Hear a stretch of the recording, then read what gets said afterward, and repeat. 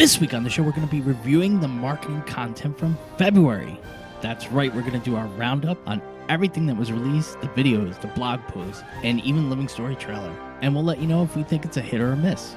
We also have what we call news, and Kora goes off about books. Come on, who needs the light? On Shadow the Dragon.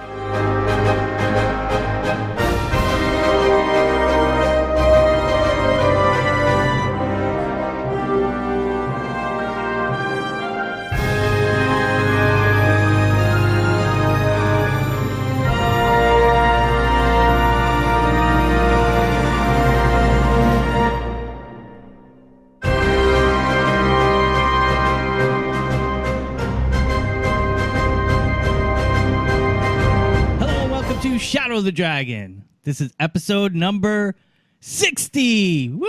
Dang, that's a milestone. That's right. We are now equal with Gallios' age. Oh, that was a total burn. No, that's not even true. Not even true. Hey, I'm cocky. I survived bombogenesis. Is that what they were calling it? Seriously? Yeah, it's all over the place. It's like somebody learned a new word and they love it so much. It's so fun to say that it's everywhere. So welcome to the show, everybody. We're all here. Full cast, finally. All ready to weigh in on the marketing and the trailer and everything else. So thank you for coming out to chat tonight, hanging out with us. So who wants to go first? I'll go first. All right, Gallios, what have you been... Look at there, jumping into the pot real quick. How you like them apples? You probably done the most in game. That's very possible. Very, very possible. So what have you been up to, buddy? World v. World, tons of it. I'm like I am re-energized and re-hooked and having a ball in World v. World. That's what I've been doing. All in-game. I really haven't done anything else. I do have to say that I did go into PvP on downtime as well. So I guess I can't say it was 100% World v. World. But I did some PvP game modes. Yeah, and I actually did pretty darn good. And I don't know if the competition is just not as stiff this year or this season, but maybe you're just that good. I try not to think like that, because as soon as I start thinking like that, I get my butt whooped. Maybe they finally banned the people that have been using the cheat thing. Maybe so. I don't know. But I know I've been doing really well, and it's not just a matter of wins.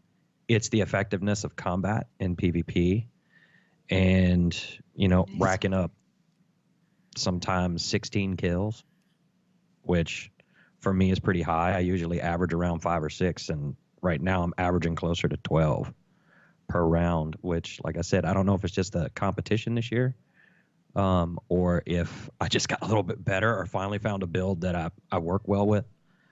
So I don't know if that's it or not. But I actually watched Deo do some streaming the other night on World v. World. That was a blast to watch. Yeah, I caught the Kora. tail end of that. I was watching it I was watching on Talking Scrits channel, so I was watching Malthanis, which was pretty cool. It was fun. Yeah, Deo and Malthanis were on, and it was really fun to watch. We had a good conversation on there, and Kora, you've been vindicated on your flamethrower, because I watched Malthanis play his NG, and he used it a lot.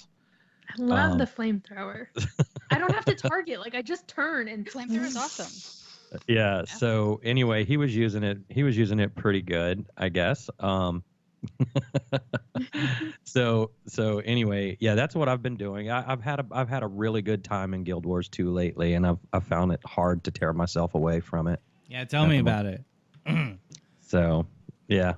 Hey, I did jump in WoW a couple of times. He jumped into WoW. He gave me an hour's notice that he was going into WoW, and that was day one of me stripping down all my drives and doing my moves and stuff. For you, it was an hour. For me, it was 2:45 in the afternoon, and I figured I wouldn't even be on until almost 7. But you didn't even at Gord me in if you did that in Discord, then it would have been better.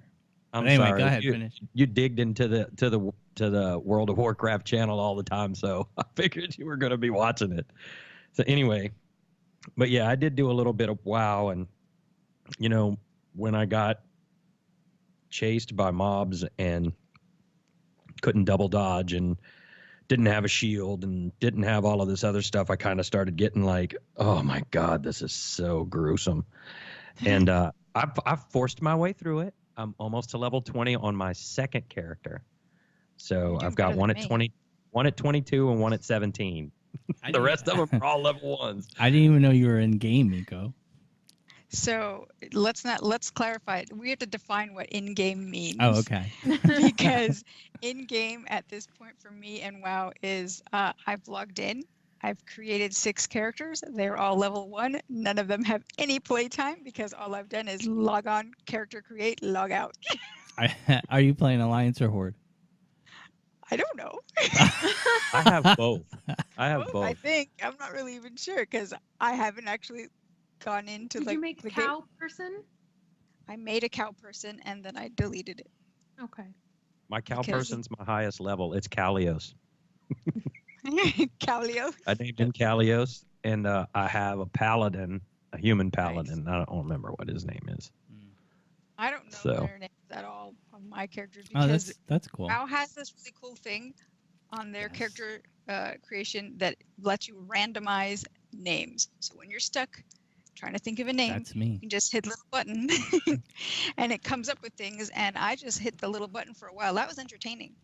Yeah, I mean, Mhm. and what's Like- cool about that random name generator is it stays within the race that you're picking in that style. So it's really cool. Gallios, were you done? Yeah. So go ahead and move on. I mean, it's So Miko nothing more took it. exciting than that. Anything else, Miko? You do anything Guild Wars 2 wise? I raided last weekend Yeah. and I haven't logged in since. I'm a terrible raid leader. No, but we're doing good. My group got Slothosaur down, and we moved on to Trio. We're in Wing 2 progression now. We've got all of Wing 1 done, 75% of Wing 4 done, which means that Deimos is still out there. And Slothosaur's down in Wing 2, and I put them into Trio, and they were doing okay with it. So for a first time attempt, they got through, got to the last boss, and got her down to maybe, I don't know, 80% before the cage died because the cage needs to not die. Yeah. So the cage died and the prisoners died into the event. But that was okay because it was like their first time seeing it. Then we went and did clears. So it's fun. We're having fun.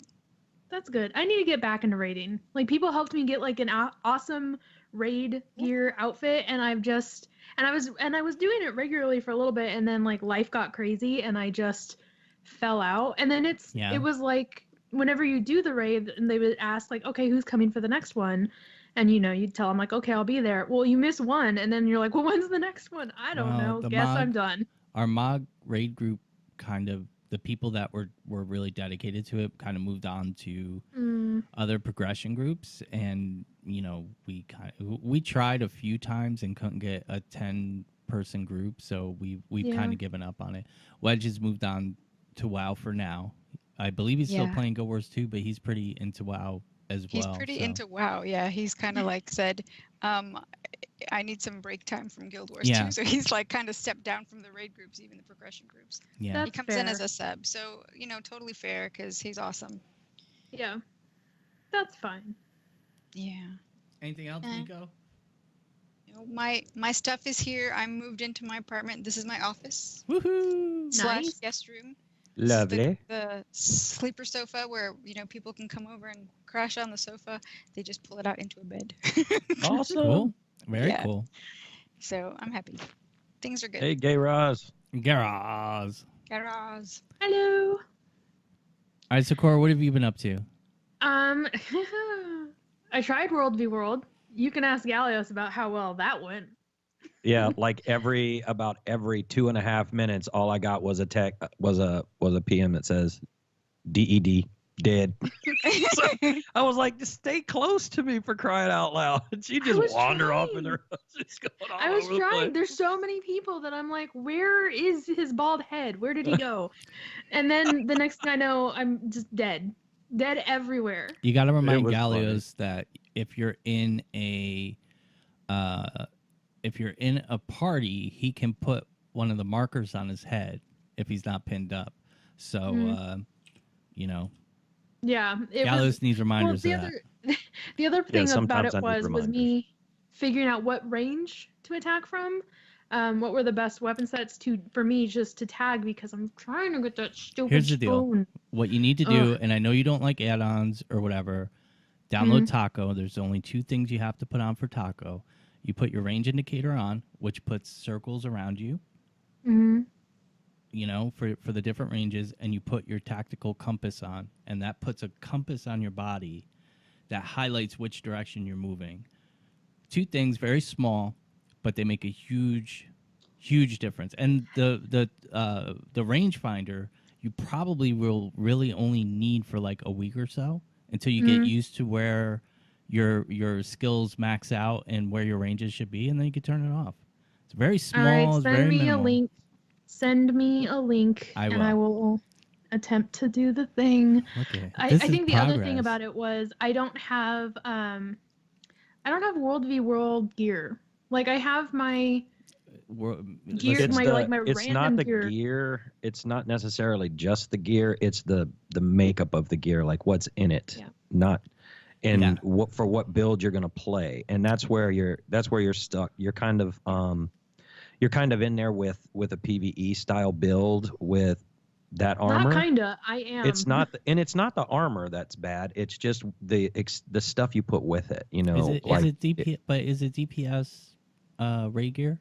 Is it your DPS raid gear? No, I'm not running the raid gear because Okay. I tried that once and I was dead quicker than. Yes. You can get away with PvE raid gear, but there's budget builds on the JQ Discord that is all exotics, the cheapest food that you can do, and then there's also the meta build. So they give you both, and I find that you can probably craft the gear. If you can't craft it, I could probably craft it for you if you let me know what it is. Yeah, I told her I would put a set together and send it to her. Yeah. Yeah, I just that's the thing for me. Like we've said many a times, that's not what I play the game for, to figure out all those little meta things. So then when I come into a game mode where you really do need to know that stuff, I dead everywhere. But you only need to know it once when you're putting it together. Yeah. And you need to remember to put that gear on, because the good thing about WW is the meta doesn't switch much, and I don't know if that's going to change with the split that's coming, but that's one of the good things about WW. I wasn't running meta, but I was running frontline Shout Warrior for years after it wasn't in the meta, but it was still a viable build. You know, it was dependent upon having a monk with me, or not a monk, an AH Guardian. But as long as I had that AH Guardian with me, it still worked. So that's the nice thing about WW. You only need to know it once. Once you get your gear set, you just have to remember. Even when you set up your build, you do it in WW and it's saved. So every time you go to WW, it automatically switches to that. That's one of the good things about it. So well, I'll get there. You will. Dang it! I just want that stupid spoon. You're gonna spend a month putting gear together and tweaking your build and everything else, and as soon as you get it done, the first bag you get, you'll get the spoon. This is ArenaNet and Guild Wars 2. It's all a matter. It's all a matter of tagging enough people, and with an NG, you can have enough sustain to get in there if you have the right build. Like that's what's going to help you. If you're playing strictly DPS and you're trying to run up front with the commander, you ain't gonna last. No, I want to hang back with my flamethrower and just. Everybody. Well, I don't know if the range is long enough for how far back right now because of what you're wearing will work. Because your flamethrower is not reaching anything before it's dead already, and that's the problem. So we're gonna work on it. We're gonna get you there. But anyway, I'm taking all your time. Well, I mean that's pretty much it. I'd pop into World v World every now and then. And just dead. And then I saw you on there, and so I was like, I'm gonna go dance in front of Gallios and wait for him to come back. And then we played for a bit, and it was still dead everywhere. Slightly less dead, but still mostly dead. So we'll get you there. It takes practice. Yeah, so I'm optimistic. And then Emerald City Comic Con is happening this weekend. So I bought a pass and I went yesterday, Thursday, which was really fun. And not going today. I'm not going tomorrow, Saturday, but I'll be back at the con on Sunday. So that'll be awesome. So yeah, it's a lot of fun. I like going to the cons. I like networking and talking to people and meeting new people and sitting in on panels and buying more things than I should for my financial situation. But that's it. Yeah. Gord, what about you? Just back up quick. Dolvik is saying that he knows. He doesn't know about WW. He knows Mortar. The Mortar Elite is good for range, and that I think from what I've seen, that's a pretty common elite. I remember when that elite spec wasn't mobile. Yeah. When it wasn't a mortar you could carry. It was a mortar that got set down and you had to be stationary. Yeah. I don't remember when it changed. I just remember, like, I never used it because stationary just wasn't functional. And then suddenly I was like, well, let me go check out that thing. I haven't used it in years. And I was like, whoa, it's a thing I can carry? World changing. Yeah. All right, so me, I have not logged into Guild Wars 2. Well, I've logged into Guild Wars 2 twice for 5 minutes because it's my weekly routine now to make sure that I don't get the, hey, your account is suspended for suspicious activity that happens when you don't log into your accounts for a long time. So that's really it. I did join up with HZH's raid team, so I'm going to start their training raids with them on Monday nights. I have to sign up for this Monday, I think. I don't think I did that yet, but I still have to do that. But game-wise, I'm still in WoW. Loving WoW. Me and Wedge are going to do some dungeons this weekend, Garros, so we're going to do some transmogging. So, I mean, that's that. I'm at the point where, you know, I'll be in on Tuesday. I'll definitely be in on Tuesday with the launch of the new Living World story, and I'll be in April for Super Adventure Box, but I need more. So, I figured you had played a lot of WoW, but I didn't know if you had jumped into World v World with HCH yet. We had a good time. I want to I've get run into with them about World 3 vs. times World. this week. Yeah, I definitely want to get into World vs. World. I have to, and you know, I finally went over to their Discord, but Discord, social media and Discord is very hard for me. I'm not on it as much as I can be, and I'm on 10 Discords now, so it's like I miss stuff. So whatever, you know, but I mean, that's it. It's been pretty quiet. Next week won't be so quiet, huh? Nope. No. Doesn't look like it's going to be so quiet. We'll have some stuff to talk about. Yeah. I actually, Gord, you'd be very proud of me. I actually did some real deep watching of that video over and over that we'll talk about later. Oh, good. Oh, yeah. Good. Well, we'll get to it. I'll wait. I'll leave my comments for when we do that. All right. So I think that's it for what we've done. So we're going to take a quick break, and we'll be right back.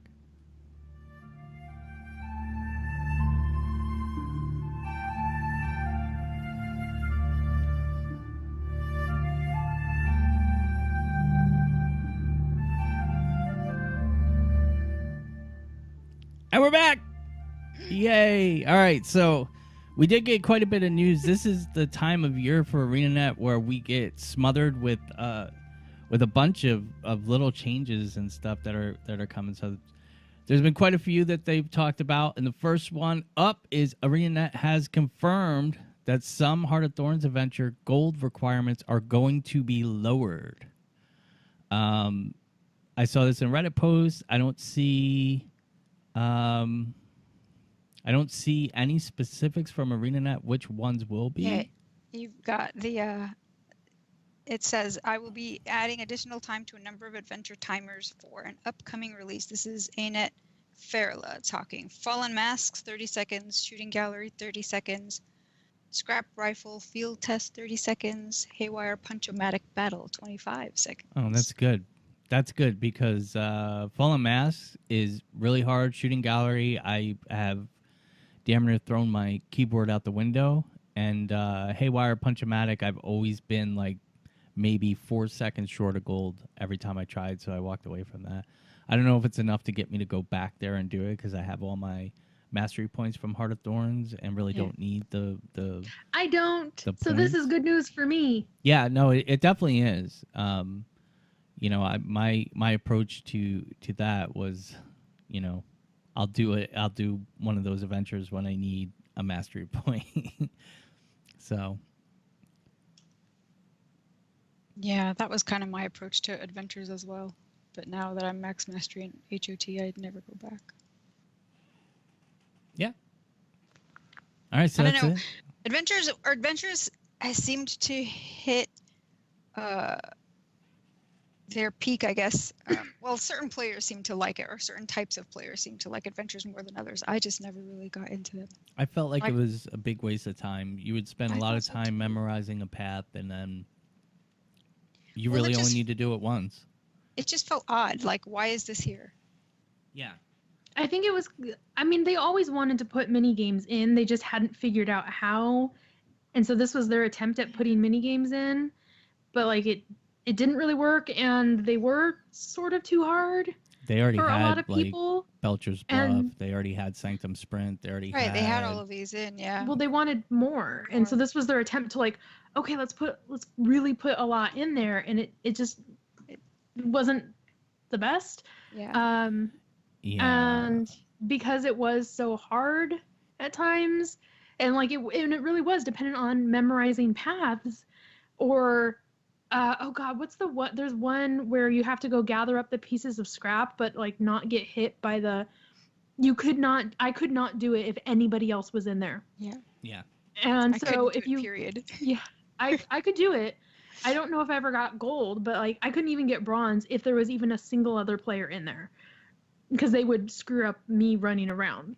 Mhm. So when you're dependent on nobody else can be doing it, wow, this is so hard. I have to go look up the Dolphy guide on what's the path I'm supposed to follow. Like I can't just do something my own way. Yeah. Like no, there's a set path and that is the only way to get it. You also have to be 100% perfect. You can't veer off course at all, otherwise it's going to drop your time down and then you're not going to get gold. That's not really fun. It's not really. Yeah. A couple good points from chat. RCB said that he likes the adventures. He or she likes the adventures, but don't integrate them well enough with the larger game, which is true. Yep. And Yeah. Deo said he doesn't mind the adventures, but he'd like them to be accessible at any time, which is very true. Yes. There's a lot of times where you know a meta's going on and you can't even get to the adventure, you know, so you have to wait or do the meta. So Yeah. It almost feels like they would have been better off putting them with like guild missions, Yeah. or some sort. Yeah. I don't know. It Guild just kind of has competition. a guild missions themselves kind of have that sort of like mini game feel Yeah. to them. So yeah. I mean, if you could have found a way to make it, yeah. So like, okay, let's get all the guildies in here and like everybody grab the scrap metal and like that would have been more, yeah, versus like, god dang it, there's a single other player in here and they don't know what they're doing, and now I'm dead again and can't get I think Yeah. the bronze. RCB's point about they could have included them in the metas, like have some people complete the adventures to advance the metas. Hmm. That could have Yeah. worked, or it could have caused a riot. I'm not sure which, I depending on how they would have structured them as incorporating them into the meta. I mean, methods. I'm already so. I've said before how I feel about Heart of Thorns. For me as a single player, which is primarily how I play, the Heart of Thorn maps are basically unplayable for me. I can't go in there because it's all dependent on these giant meta events that I cannot push on my own. Yeah. And they're timed, so even if I attempted to push it on my own, the level of enemies and the sheer volume of them is more than I can handle on my own. And then to make it timed, well, if I had all day, maybe I could whittle one of the meta events, but like I can't because I've got 45 minutes before it fails. Yeah, I think the idea of map-wide metas is, I don't know. I like the map-wide metas. I'm not gonna lie. I think that when I wander into a map that has a meta going on that is just failing because no one's around to play them, I just kind of do what I need to do. I think they have their place. Like I like that there are metas in Path of Fire, but it's not the entire map. It is not the only way I can go into this map and get anything done is if everybody, like, there has to be enough people who know what they're doing to push the whole map because the whole map is a meta. Like, no, there's other stuff I can work on. And if I'm running around and people call out, oh, the meta's starting, then I can go over there and do it. Or if I just happen to come across one, okay, cool, I'll join in. Or I'll do what I can. But Heart of Thorns, like, I haven't maxed out the masteries because I can't get all the masteries because I'm blocked by metas because, oh, hey, there's this event, but, like, I literally need at least one other person because I have to trigger this thing. And by the time I trigger all these different seed pods, the first one has, like, reclosed. So I can't, it's physically impossible for one person to actually accomplish this. Like, it's just frustrating when that's the whole map. That's every event. Every single event, the whole map, all the maps. So I just pushed through the story and then was like, I'm done. I'm just never going to get them. And I've had some people say, like, hey, yeah, let's team up, and I need to ping people about that or be like, hey, this Saturday, Heart of Thorns, who's with me? Because I would like to get them. I would like to eventually do those metas and see the story behind them, but meh. I don't know how we got off on this. What's the topic? What are we talking about today, guys? Adventures are getting some of their requirements lowered so that you have more time to get gold. I haven't even drank much. What is your drinking today? Ginger juice. I'm calling it ginger juice. It's not ginger ale? Ginger tea? Ginger beer. Oh, ginger beer. That may be slightly altered. Sorry, supposedly. I was interacting with chat. All right, so we're gonna move on from that, but they did confirm some of the Heart of Thorns adventures are going to be reduced, which is a welcome change when that expansion is pretty much irrelevant now. All right, so the next thing. They kind of did the same thing with Guild Wars 1, though, like lowering some things, making it easier to get some things as the game, progress. I mean, I guess it makes sense, and I'll touch on that in the next segment. So the next thing that we have is Gail Gray posted a message from the Balance team confirming that they are going to split out PvP and WW skills in the Balance. So this is kind of a new trend for ArenaNet where they're making the announcement before it's final. It's almost like they're at the beginning of working on this stuff and they're asking for feedback while they're developing it, which is actually a pretty good thing. I do like this approach. And it's also not just, hey guys, we haven't talked to you in 3 months and here's this new thing. Good luck. So but what their high level goals are to reduce influence of passive traits in PvP, not in WW. Passive skills make the game less skillful, and the prevalence of passives is a common competitive player complaint in PvP only. So they're kind of leaving those passive traits in full effect in WW, but not, well, they're planning to, I should say, but not in SPVP, which really makes you have to depend more on your own skills that are there. So they're looking to increase build diversity by decreasing power of some of the more dominant builds. They are hoping to give an increased viability to the builds that previously were pushed out by these dominant specs. We're also increasing power levels in some targeted areas that previously were underperforming. They're also looking to reduce effectiveness of offensive instant cast skills and traits. Instant cast spells don't give players an opportunity to respond. While we don't want to remove combos utilizing instant cast abilities, we wanted to reduce the impact that they have. So, I mean, stuff sounds pretty good. They go pretty much in depth with what they want to do. I'm not going through everything. It's a little bit too much, but if you want to check it out, quite an extensive post. Yeah, they spent some time on it. Which is really, really satisfying to see. Yeah, I guess. For me, it is Wowster. It's not about WoW. It's about communication. That's a good insult right there. I approve. That's not an insult at all, actually. There's a reason it's been around for a very long time. There has a been, good- and it's a it's good valid. thing. Like if people get joy from it, great. It's just not for me. Yeah, no, that's fine. All right, so that's that. We'll have a link to that in show notes. So if you want to look at it, it is a very extensive post. And again, kudos to ArenaNet for putting this stuff out. It feels like they really want to work with people on this stuff, with both the WW stuff that they put out, now the Balance team announcing this. Well before it's going to be in the game. I think that's a really good step. So the next thing we found out, Gail put out another message from Benjamin Arnold, who is a content programmer for Fractals and Raids, and they've announced that Fractal random mislock instabilities are going the way of the dodo. So they've added a new kind of algorithm that will shake up the different mislock instabilities that are in the game. So right now, the way it works is this level Fractal has these instabilities, and they always have these instabilities. And what that ended up doing is the ones with the less favorable ones, players avoided, at that tier.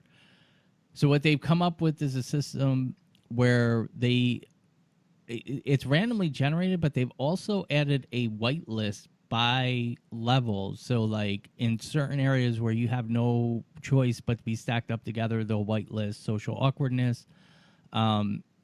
Is what I'm assuming. That's not in the post, but that is what I'm assuming. But at either way, they're going back to a randomized system that's not the same as the first system. So I guess we'll see when it comes. I think this is good It is. because if you want to continue improving, I guess, as a player, you want to challenge yourself, especially for fractals, which are end game content, really. It's annoying think it's because good. some of them do have some really bad combinations of mislock instabilities, and it's locked in. And I know the people when I played fractals, high level fractals, the people I played with, we would sidestep things. I'd say, hey, let's do this, and people are like, nope, that's got this. I'm like, oh yeah, screw that. Let's go down to tier 3 or whatever. So I think it is a good thing. I do want to say too, I'm really glad that they're working on the next iteration of Guild Wars, whether it's Guild Wars 3 or Guild Wars Mobile, because they're coming up with all this new tech and retrofitting it back to Guild Wars 2. So it's a really good thing. I just wanted to congratulate them on that. Yeah, kudos. That's false, Gallios. That was my stab of What? sarcasm. Whatever. So- I mean, you don't know what's going So you're not on. supposed to set me up like that, bro. Oh my God! You know I'm simple. All right, so the last bit of news that we have is the it's here. I'm not putting it on yet. I'll put it on later. Don't worry. The tinfoil hat is already being requested. But anyway, last thing we have is ArenaNet Gail Gray has been busy this week. She put out another message giving us an update on the ArenaNet forum chats that were supposed to be underway already. And it's a pretty interesting read. They've decided not to do bi-weekly forum chats, and they're going to be dependent upon the availability of the devs. So the first one is going to be on March 15th, which is a week after the Living Story chapter releases. And I mean, that's I don't think they really know what they're doing with these yet, so I think we kind of have to wait and see. I don't know. I still feel. You remember those old CDIs that they would have? That's what these feel like just a rebranding, new name, but it's going to be just that communication with the players. I don't feel it's that, because those CDIs used to give kind of a direction that they were working in, and ArenaNet doesn't like telling us what they're working on or what direction they're going. it's more like, I think it's more like it's going to be addressing topics from the past, things that have already released. You know, like, I mean, Guild Chat, what was it, a month ago now, the beginning of February, was still about Path of Fire, which is, you know, at that point was Which almost was 6 weird. months old. You know, so Yeah, it was weird. they don't like talking about what's going on in the future. They like talking about what's in the past. And it the way I read this from Gail's message is almost like the devs were not available, I guess is the best way to put it, or making themselves available for this. I think it might be just a matter of scheduling. To be I honest. have no idea what the reasoning is, but I'm gonna counter Gord here for a second, as is my whole purpose on this show, really. With I don't think it's a matter of, oh well, the devs don't like giving us information. Yeah. Like They can't. No, we it's are not the they devs. can't, It's Mo. and we're also Mo doesn't want to give information. I'm gonna take the dev side. I'm not their side. I'm gonna defend them for a second. We're players. This is a game we enjoy, but like we're not entitled to information from them. Yes, we are. So no, we're not. We are. No, we're not. I'm not talking We're- about this is going to happen in the next story we're releasing in a month. You're going to find that Palawa Joko does this, and this. I What I'm shop saying at is, IKEA, and I'm not entitled to know what IKEA has planned. no, you don't. You know, That's 6 a months down the sales line. environment. This is a different animal. I read books, and I'm not entitled to know what, give me some clue of what the plot is for the next story, a year before the book's been written. Like, ArenaNet is the only game out there that does not have it, that is a sustained game, a continuing game that does not give some kind of roadmap of goals for the year. And that's all I'm saying. It doesn't have to be specifics. It's their company, it's their choice. And like when they've gotten so much vitriol back from No, it's not that. It's because I'm sorry to cut you off. I don't believe it's that. I believe it's that there's so little going on in the story now, and there's so little depth in what they're doing and developing that they can't give too much away. I'm not saying details of story. I'm saying here. Continue. Go ahead. Finish. I'm just saying here at the beginning of the year, Lunar New Year is going to release around the 16th of February. Super Adventure Box is going to release around the 4th of April, and this event's coming here, and this is the tentative schedule for the Living Story releases. There's no reason why you can't do that. I'm not asking for specifics or details because that ruins things, but they don't even give us a date. Right, but at the same time, they've told us Living Worlds story chapters are going to be coming every 2 to 3 months. That's been their cadence that they've been sticking to with season 4. Season 3 going into Path of Fire. They also had this sort of dearth, and they like to kind of clam up. I'm not disagreeing there. But they had this dearth of information before the big Heart of Thorns announcement as well. And everyone was like, oh, they're not working on anything. Oh my God, the game is going to die, blah, blah. And then all of a sudden it was like, no, actually, we've been working on a big ass expansion and changing a lot of things. And so we couldn't talk about it, but here you go. So when they clam up is when I sit back and go, okay, what aren't you telling us? What are you working on? This is just my approach to dealing with them because this is their MO. This is how they work. They don't communicate in the same way as other studios do, which is fine. That's just the way that they do things. I don't know. I don't have a problem with it. I have, for the most part. Maybe I come from a weird angle of like, because games are this weird industry where like, we have this expectation of communication from the devs that it's led to a feeling of entitlement to communication from the devs and to access to the devs, where I'm almost of the opinion of like, you know what? I'd be fine if every single game company out there went down to minimal communication as long as they're working on making the game great. Like, I don't care. Are you doing your job? Great. Give me the product when it's ready. I don't need to know like giant blog posts or video chats of like This is that's what I not would what be I'm working on if I saying. wasn't sitting here. PUBG put out a development schedule for 2018, and it's very simplistic. Here's our goals for this year.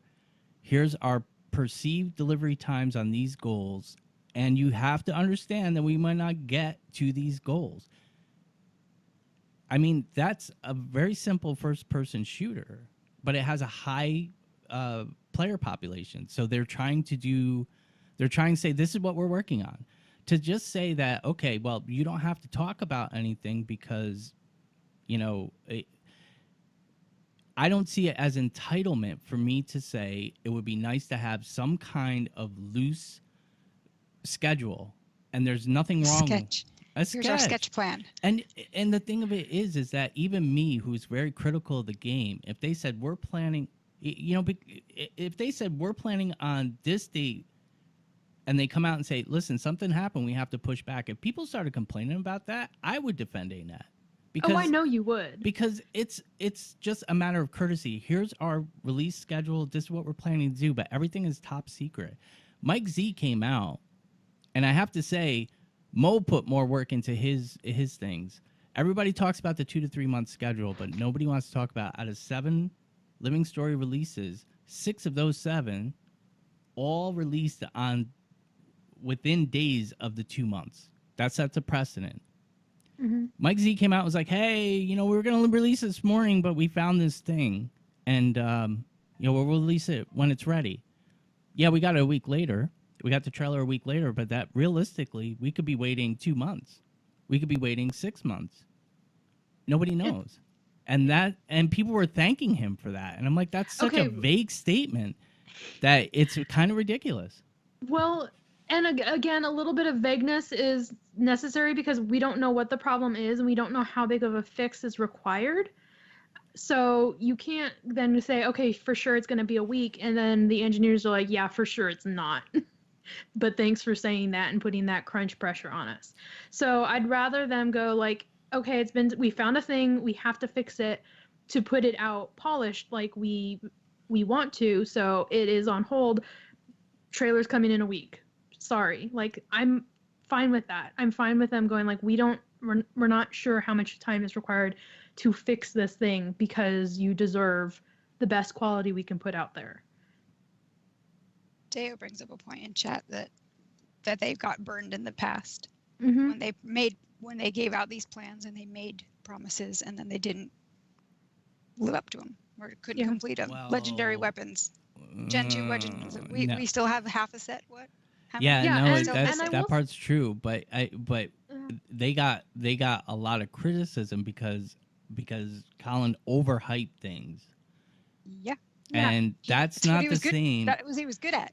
But that's not the same as just giving a loose schedule. I'm not asking for detail. I'm not saying that this is happening here and you're getting this mount on this thing and this and that. Just a loose schedule. That's all. Well, okay, but here's the thing. For you, as a almost fairly reasonable and rational person, like getting a loose schedule and having them say like, this is a loose schedule, you would be like, okay, this is the loose schedule. So I'm expecting stuff within this time frame.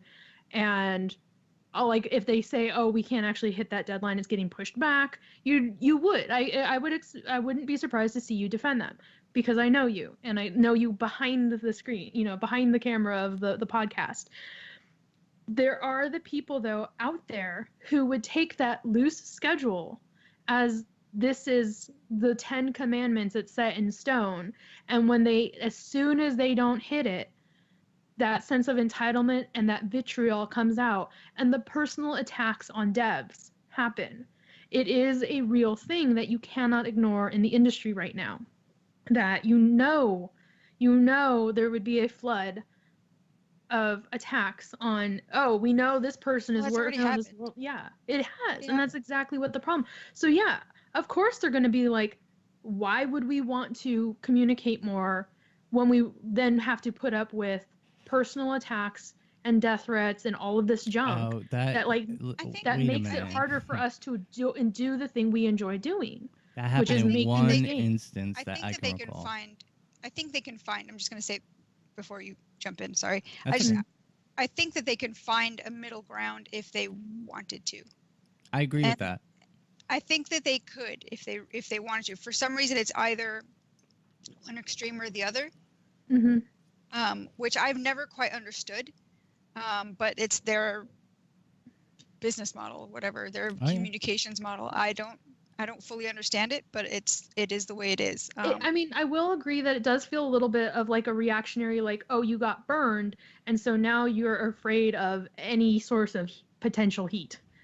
So it can feel like that at times, but I'm still of the opinion, like, I'm not entitled to get information from them, and I would like it, yes, but I am 100% like so not feeling any sort of need to have it the way that you do. That's Gord. fine, but to say that I have a sense of entitlement because I want to have that loose schedule, that's like me saying that, I think she was speaking generally. Well, I'm just saying, No, I'm taking it as me because you. I'm sorry. No, I know you're not saying me, but I'm taking it as me because I'm the guy who's like, give me the schedule. I don't see the problem with it, and I'm still speaking generally. Don't think it's not a personal thing. Yeah, well, and my thing was like, you are the more rational. Where like, if they gave the loose schedule, you'd be like, okay, cool, loose schedule. Whereas, like I said, other people they ignore the negative stuff anyway. I mean, we talked about it during Mount Gate. Everybody was, Miko brought up the point that they were retweeting all the positive people. All the positives. And that is standard protocol for ArenaNet. They ignore anything that is negative and there's a lot of really negative stuff. Anything that's critical or negative, they just, that doesn't exist. But look at this. It's the like problem became aware. Right. Where are you trying to engage those negative comments or the constructive criticism that comes out that's not, glowing? And how are you trying to engage it? No, go ahead. Sorry. I was just going to say that. Go ahead. I was going to say that, they came out. It was what is his name? The head of marketing now. He came out. Mike was he came out and was posting after the trailer came out last week and was saying, we listened to your feedback, we take it on board, blah blah blah. And it's like, that's great, you take it on board, and we can see that you have been taking on board from the product. But while the controversy was happening, while the discussion or the feedback was being obtained, you were silent. And they need to get better at that. Yes. Yeah. I don't think it's so much that they're ignoring the negative feedback. It's that they're not good at responding back to it in the moment. Yes. And it's not a matter of like... they don't respond at all. I'm sorry, they as don't. RBC is saying, like, well, their marketing team would be doing a really bad job if they were amplifying the negatives. The marketing team... Like, marketing team doesn't need to be the one responding, though. Yeah. They have community managers. But I'm going to say, too, that as far as I know, Guild Wars 2 is the only game where your community managers are your marketing team. What is their title? Content marketing. Content marketing. Content managing or whatever. Yeah. It's not a true community team. They're marketing and interacting with the community, where there's actual community managers in SWTOR and WoW and maybe even ESO, I'm not sure. But those two I know of, definitely. So, your marketing team is not going to play up the negatives, but to pretend that it doesn't exist, to me, takes away from a type of integrity. And that's just how I'm built, Yeah. I do agree that it would be nice to see more of a response back to, like, hey, we get that we did something and it's happening right now. It's all going down right now, and you're not happy, and we're taking it all in. We'll respond when we feel like we've had time to analyze and come up with an appropriate and respectful response to the situation, how to fix it. That's all you need. And we don't really get that enough.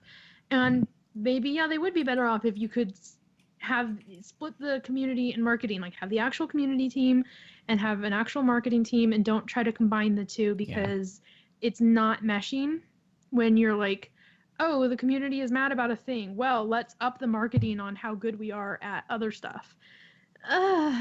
Yeah, but I will say that these are just people doing a job.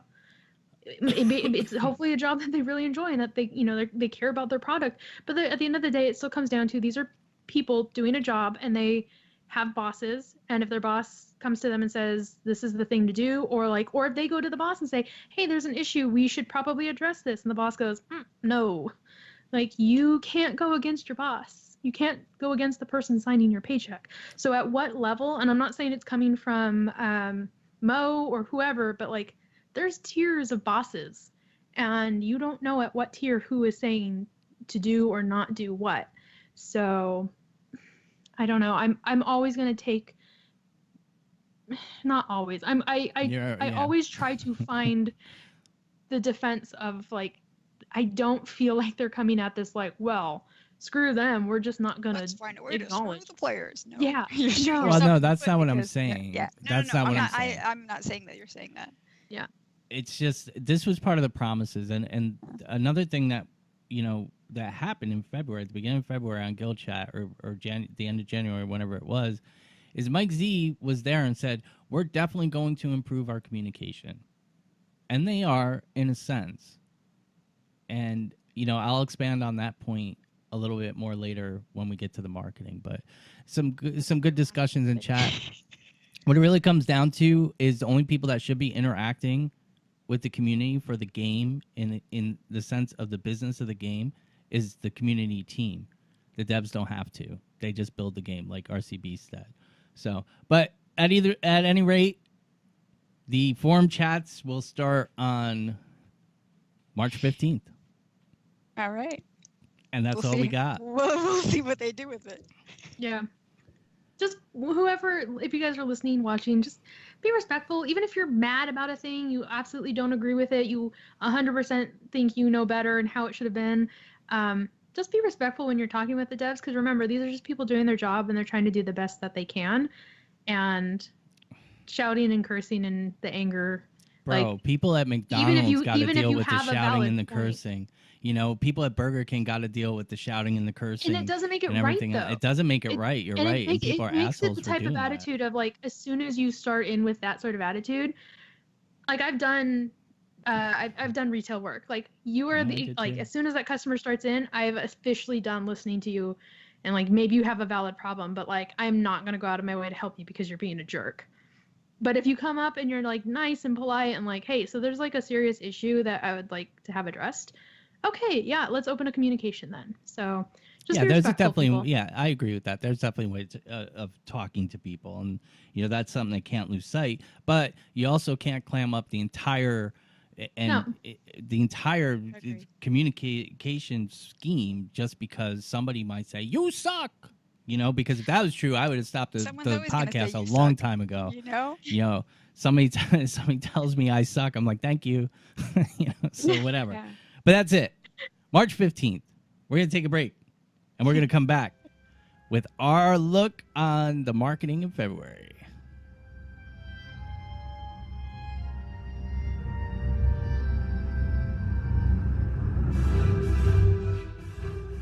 All right, we're back. That song always makes me feel like you should be out there doing something. It's like the Ride of the Valkyries in Guild Wars style. Yeah, absolutely. All right, so let me get back to... It's really loud. I can't hear you. How's that? Much better. It wasn't really that loud. It was loud. I couldn't even hear you talking. I'm looking at the levels, dude. Really? It wasn't loud to me. Yeah. Oh, that must be just me then. It's you. You're special. It's that 60-year-old ear, man. It doesn't pick up all the frequencies like it used to. You gotta turn down the hearing aid. Turn it down. You're gonna get beat. Yeah, I got my game content sound scheduled wrong in here. All right, I got the music overriding the chat. What the hell am I thinking? So what we're gonna do? Dolvik says we're too loud now. That's fine. Turn it down on your end. Anyway. Well, that's what volume knobs are for. Listeners. See, I'm an asshole. I don't care. I'll tell you how it is. Anyway, so what we decided to do at the beginning of the month, I really, I love you, Dolvik. You're my boy. what we decided to do at the beginning of the month, I got into a pretty, not really deep, like whatever. Like, I'm not trying to give the impression that me and Mike Sibowitz went and had lunch and talked about this stuff or whatever. But, you know, I got involved with him, and I got pretty excited about what he was selling as far as where the marketing team was going and everything else for February. So what I did is I compiled a list of all the new content, well, not content, but all the new marketing materials that came out in February. That these do not count blog posts about gem shop sales, because we've always had them. This doesn't count tweets, any tweets at all. I think I do want to say that I think that the Guild Wars 2 Twitter did promote this stuff pretty well. You know, but really what I was looking for was Mike S said that there would be more blog posts about what was going on, and you know, another thing that he had said was keep an open mind and really just take everything in, give us honest feedback of what you feel, and you know, we'll keep going. How do you guys want to do this? I'm kind of splitting this in half between Living Story teaser trailer and the actual marketing stuff. It all falls under the same umbrella, but I kind of feel like I want to start with the trailer. I like the trailer. I might want to start with that too, because the marketing thing, I understand the goal, I think, but I didn't really dive into it very much. So if we can start with the video. Well, let's start with the video. What's everybody's initial thoughts? Bam. So good. Yeah. This is the level of trailer that I've been saying, like, I know they can do. We've I know missed they can this. pull it off. Yeah. I'm honestly surprised, because I did see a lot of praise for this trailer, which it definitely deserves. But like, I haven't listened to everybody. I jumped in, and I actually was at Host of Ascalon's live recording, and they talked about it, and you know, they all agreed that it was really good. You know, Alona has always thought that all the trailers were good, which, you know, that's great too. But the Hunter was kind of like, it was good, but I, you know, and I was surprised by that, because I mean, of course I have a full breakdown on the entire trailer, and I don't see points that I'm seeing. I don't see a lot of people talking about those points. So I was pretty surprised. This trailer, I'm surprised that one that I saw, that I picked up on, that I'm sure you've picked up on, but like I haven't seen any word about it, or else I just didn't look hard enough. But yeah, well, we're gonna go through all the videos step by step. Okay. I just want to acknowledge Dovik did say that that one, ArenaNet has too many mics, which I think is probably a prerequisite for any kind of high level position at ArenaNet. You have to be called Mike. Is your middle name Mike? It's efficient.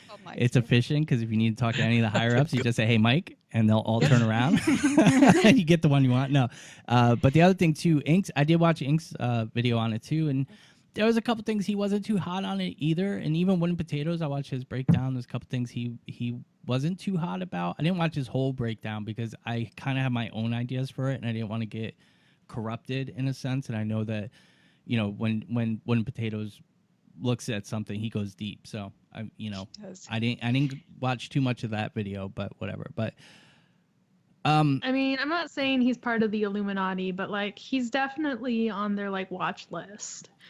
He sees. I'm going to refrain from commenting on that. But anyway, let's move on.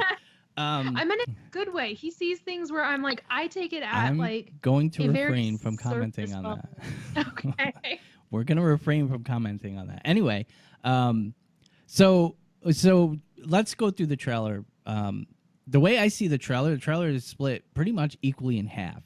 First half of the trailer, when the trailer first opens up, you kind of have that bubbly music and the Asura voice where it's just like, hey, welcome to the blah, blah, blah, blah, and this and that. But, you know, it's kind of like, it reminded me of like GLaDOS from Portal and Half-Life. It reminded me of like, I don't know, the computer from Resident Evil, where it's all bubbly and cheery, but you know that everybody there just wants to gouge your eye out with a fork.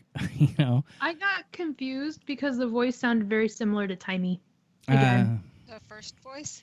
Yeah, there wasn't a female Asura voice that I would have to go back. I would have to watch it, It again actually to pay reminded me attention. of Dessa from the Fractals. Mm. Or maybe that was who I was thinking of. It just reminded me of it. I thought Timey just on one watch through, but you're right. It might be more of Dessa. It just reminded me of another character where I was like, I think they reused a voice actor and like didn't give him enough direction to be like, yeah, actually, you've already done that voice. Can you do something different this time? Thank you. Yeah, they didn't. I think it's hard when they're using Asura for so much. I think it's hard to find a lot of variation in the voices. It didn't scream timey to me, but I don't pay attention to the voice acting like you do. Now So- I'm gonna like, are we gonna watch it together? Because I really like, I'm like, I gotta watch it again to like pay attention. Was it Dessa? I mean, or if was you it want, Timey? I can pop it up on the I don't- screen, Yeah, and we I can don't kind of think go it was through it. Dessa. I It just can do it on reminded my me own. of Dessa. Well, hold on, Kind of had because that sort of like in a lab voiceover. if you guys while want me you're doing to, I can Let's do do away with our video and just put the trailer up if that's what you want to do. stuff. Let's do it. Let's do it. All right, give me a second to get this all sorted out. Okay, so I'm starting the video now. See, no mention of gambling.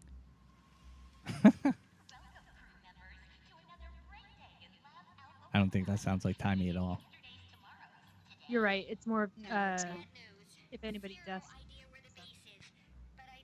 No, that's Timey's voice. That's why I got confused.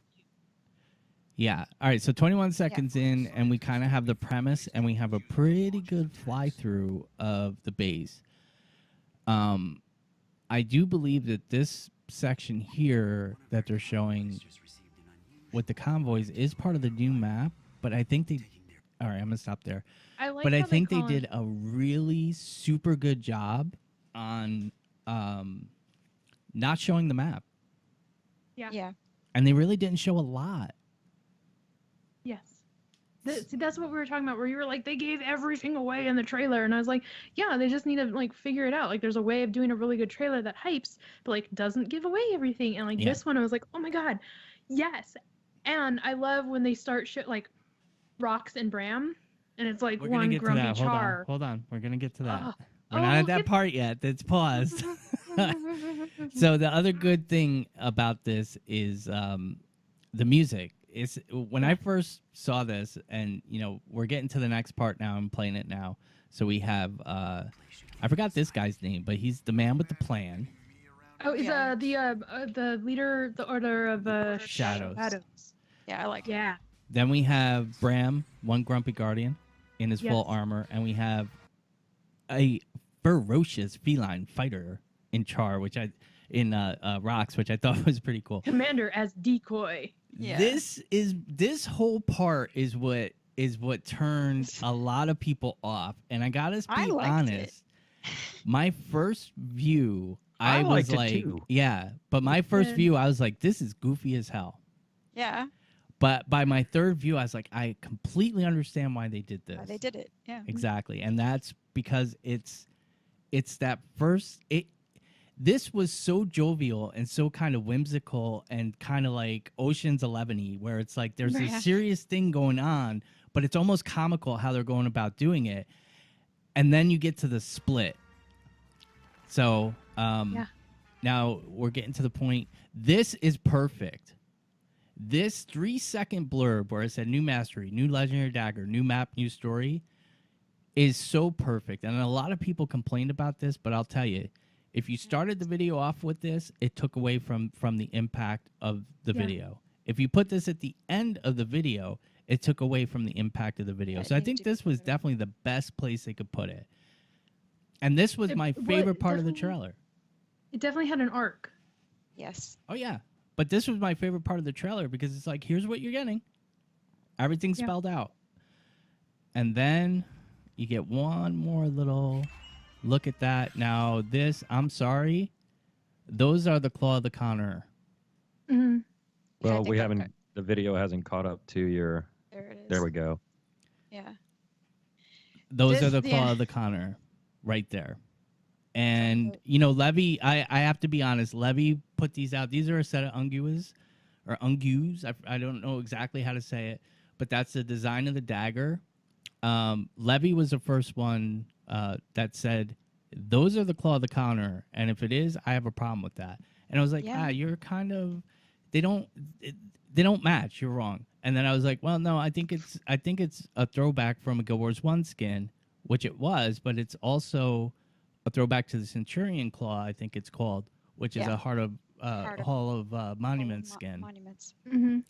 So, but looking at it, you stop it, you can see there's a black diamond, there's a red diamond, there's a white diamond, and a yellow diamond. Yellow diamond. Yeah. That's the claw of the counter. The only thing that I have a problem with is the description in Ghosts of Ascalon, when they retrieve the claws of the counter, the two blades on the back of the hilt didn't curl like that. They curled back so they were almost flipped 180 degrees with more curl, because Dougal Keen kept getting cut up when he was handling them.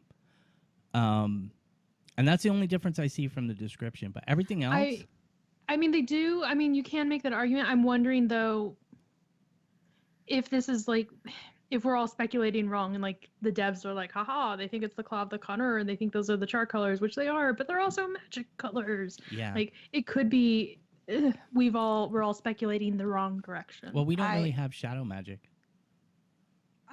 My thing with it, I don't know, because they made the Shining Blade into a legendary weapon, and I didn't really have a problem with that. But with this being such a big part of char lore, I was like, I don't want this to be a legendary weapon. I want this to belong to one char, who will rule them all or whatever. But so I'm still, even though I think they are the claws of the counter now, I mean, it not. would feel a little odd, like it Oh, is it would such be an odd. iconic single lore item that is like, oh my god, it's supposed to be the leader of all the char holds it, that this tiny Asura is just like meh. Exactly. I want Ritlock to have those. I honestly, and he's macking it. He's macking it too. Just but I honestly think these are going to be the Wrath of the Counter, or Memory of the Counter, or something like that. I don't think they're going to be the actual claws, but they're very close to it. But like I said, the back blades aren't right to make it. Yeah, it could be inspired by, and like, okay, because the cloner within lore, within the world, is such a powerful thing that, like, of course, expert weaponsmiths would try to replicate the look of it. Yeah. So, or like something similar, that. Dolvik said that in chat. For his headcanon, the Shining Blade and the Claw would be replicas of the original, but that would be insulting to a char, because that weapon represents the one true leader of the char legions, and I don't see it happening. But I mean, it's very striking. This is where I'm a little like, you are right. It should be like, if anything, they're replicas. It should not be the real thing. Because it would be insulting to the char, so of course they wouldn't do that. However, scrappers. We have Engineer Elite of Scrappers, which used to be, they tried to retcon it, was the worst.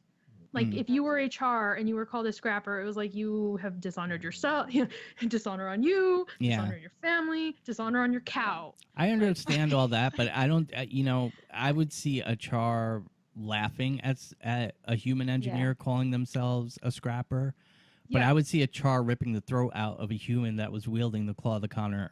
But the thing yes, agreed. But the thing was, then you have char engineers who could choose to be a scrapper. That wasn't something you would have a char would have chosen to be. So their whole thing was like, oh, well, this was the char who were scrappers, or reclaiming it and making it a thing of honor. It's like, okay, we could we could do a marathon show on all the holes in ArenaNet's lore. So let's just carry on. All right, so there's the last looks. It's pretty cool. And now here it is. That's where it changes.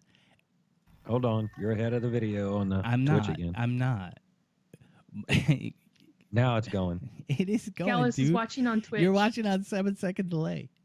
Well, aren't we supposed to, if we're going to match the conversation to the deal? My conversation is matching. It's just I'm transmitting. Duh. Never mind. Revamp of simple. Fear Not This Remember, Night. Simple. Yes. Oh my god. Okay. So good. All right. Reset. Kora, bring it back from the top. Go ahead. What am I saying? Oh, I love the revamped song. So Fear Not This Night it's a Sylvari song. It's essentially the pale tree singing to her children, like, you're gonna be okay, you're gonna make it through this dark night, just hold on.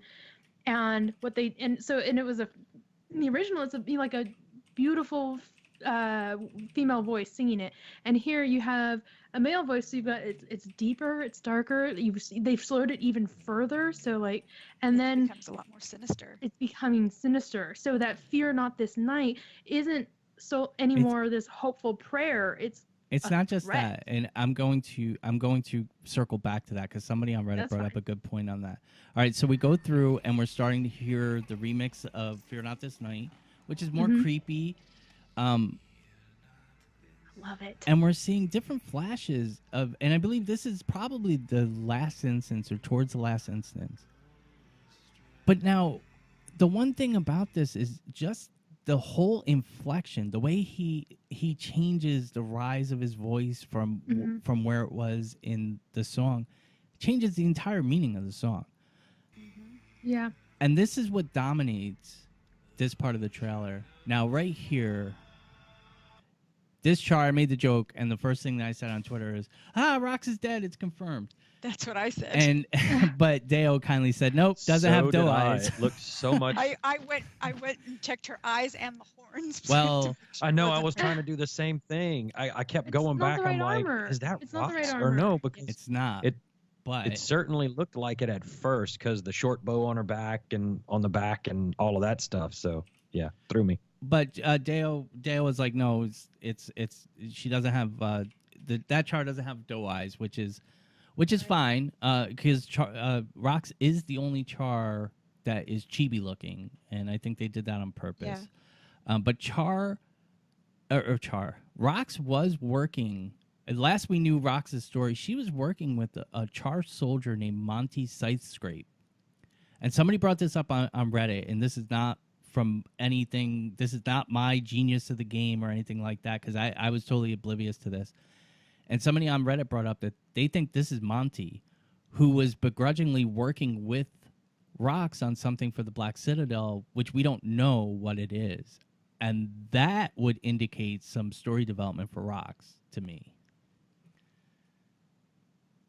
Yeah, I had to look at it twice because the first thing I thought about is, oh my God, Gord was right. Rox is the next one to die. Well, that's what I was thinking, especially because when they and then I kept looking at it.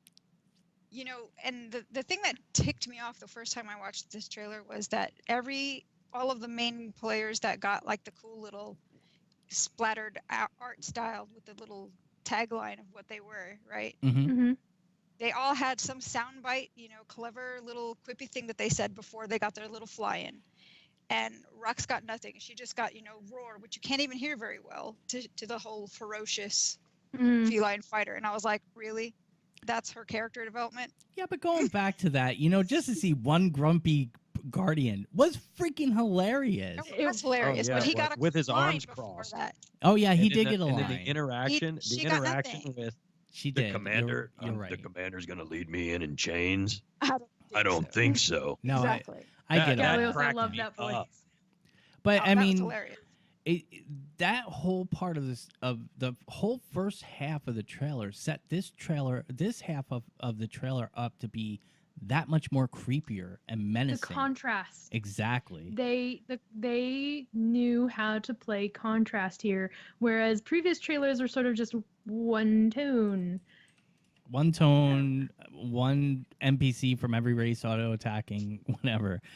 But this, we're gonna move on from here. But I would love if this is Monty Scythescrape, because that would be very interesting to me. All right, so moving on, more of the creepiness. Now it's right about here. We see another Mordrum, a wyvern, I guess. Now here, this is interesting. People have not really spoken too much about this, and from what I've seen. Wait, what did we stop at? What's the second mark? 204 or 136. Oh, okay. I'm sorry. Now I see it on Twitch. So Sorry. looking through, Yeah. These people are referring to these as awakened. If you look at them, they are not awakened. And what They're I not. believe is happening is Palo Joko has been gathering up unchained arisen, and he is using them he is going to use them to spread the scarab plague. That's how he's going to do it. He's going to use them as dirty bombs. Yeah. That's what Yeah, I that was could work, thinking yeah. too. That they're Good going to man, be. They're just Gallios. going to be bug corpses. That's all they're going to be. Yeah, because those are Exploding bug definitely corpses. Ugh. with the red My eyes, God, the you hunch guys. in the back, the Yeah. lumps and Yeah, they look like pestilence. risen. They're Mhm. risen. Mm-hmm. And Mhm. I think that is the delivery system for the scarab plague. So here's what I first thought. I'm like, those really look like the afflicted from Cantha. There's really that Oh. gross miasmic cloud Yeah. in the background too. That just Yeah. breathe. Yeah. It just makes you feel like just one breath and you're going to be afflicted with something. I mean, I agree they do. The hunch in their back resembled the afflicted, but the human base afflicted had very bulbous heads. Yes, they did. Yes. So, So- I think they were looking at the afflicted to get some inspiration for like, hey, we're making these disease-ridden things. Like, I'm not saying I think they are Yeah. afflicted, but I that was my first thought was like, okay, these people are definitely sick with something, or they're corpses that were sick with something, because they're not like any dead things that we've really seen. Yeah. I think that we're definitely going to find out that these are unchained risen, and Palo Joko has been collecting them up from ore or possibly from areas where in Alona, and that's how he's going Yeah, to they're- deliver. So we're going to move on from this part. Okay. And this is the most that they're Okay. at 139. The one change in the lyrics, who needs the light, as they're focusing up on Joko, and I'm gonna let it go again, and it's right about there. Joko blinks, and at the end of the line where it says who needs the light, he gets a little smirk A little on his face. twitch to his face. Just a Oh, I little- never just even a noticed little that. minor. The first time I Don't watched say it, I saw the I'm Okay, I'm screen gonna go full screen on morph this. in. Go full screen. I'll give you a warning. I'll wait the 7 seconds if you're watching on Twitch, but I'm backing it up now. Yeah, it's crazy. It's crazy. What? It'll take you Twitch chat like. is over his face. Okay, go ahead. Ugh. Oh, Oh my god! it is. All right, ready? I'm starting it now. And here it comes. Who needs the light? And right about now. There. It is the subtlest move. He blinks and he just gets this quick little smirk. Now, here's the last thing. Just the corner of his mouth turning up just a tad. You see it. Yeah. It's really And now, crazy. again, you guys can look at this in chat. You can look at it more on the YouTube channel if you want. But the last thing I want to point out here, and I didn't see a lot of people talk about this, that is a scarab. Mm-hmm. And, you know, a couple people did mention the cute little bug crawling across the screen. That is a scarab right there, Oh, which I yeah. thought I was with that. absolutely ingenious Did on their nobody part. really pick that up? That it's a scarab? Like they're talking about. I The think scarab people plague? did, yeah. I know Okay. Deo did. Deo had said it with me that that's what he thought it was a scarab. And you know, just listen to other people and stuff. And reading through Reddit, I didn't really see the emphasis on that. And I think at that point, everybody was just so overwhelmed with how little they showed, but how much emotion and information it conveyed Uh-huh. that they might have missed that. But that is definitely a scarab, in my opinion. So I think. Oh no, it has to be. It wouldn't make sense Yeah. for it to be anything else. So I think And three to call a things were bug in a sea. confirmed with the trailer. One, Joko's back. There's no ifs, ands, or buts. Yeah. That was a picture frame, but I think it was some kind of magic mirror that showed Joko off somewhere else, and just that blink and acknowledgement. Another thing that came up on Reddit, somebody had made the suggestion that this version of Fear Not This Night is Joko singing to the Awakened, which I thought was absolutely Oh. crazy. Mm. The The creep factor just went up, huh? That's Yeah, that was a Hashtag little no bit. Joko.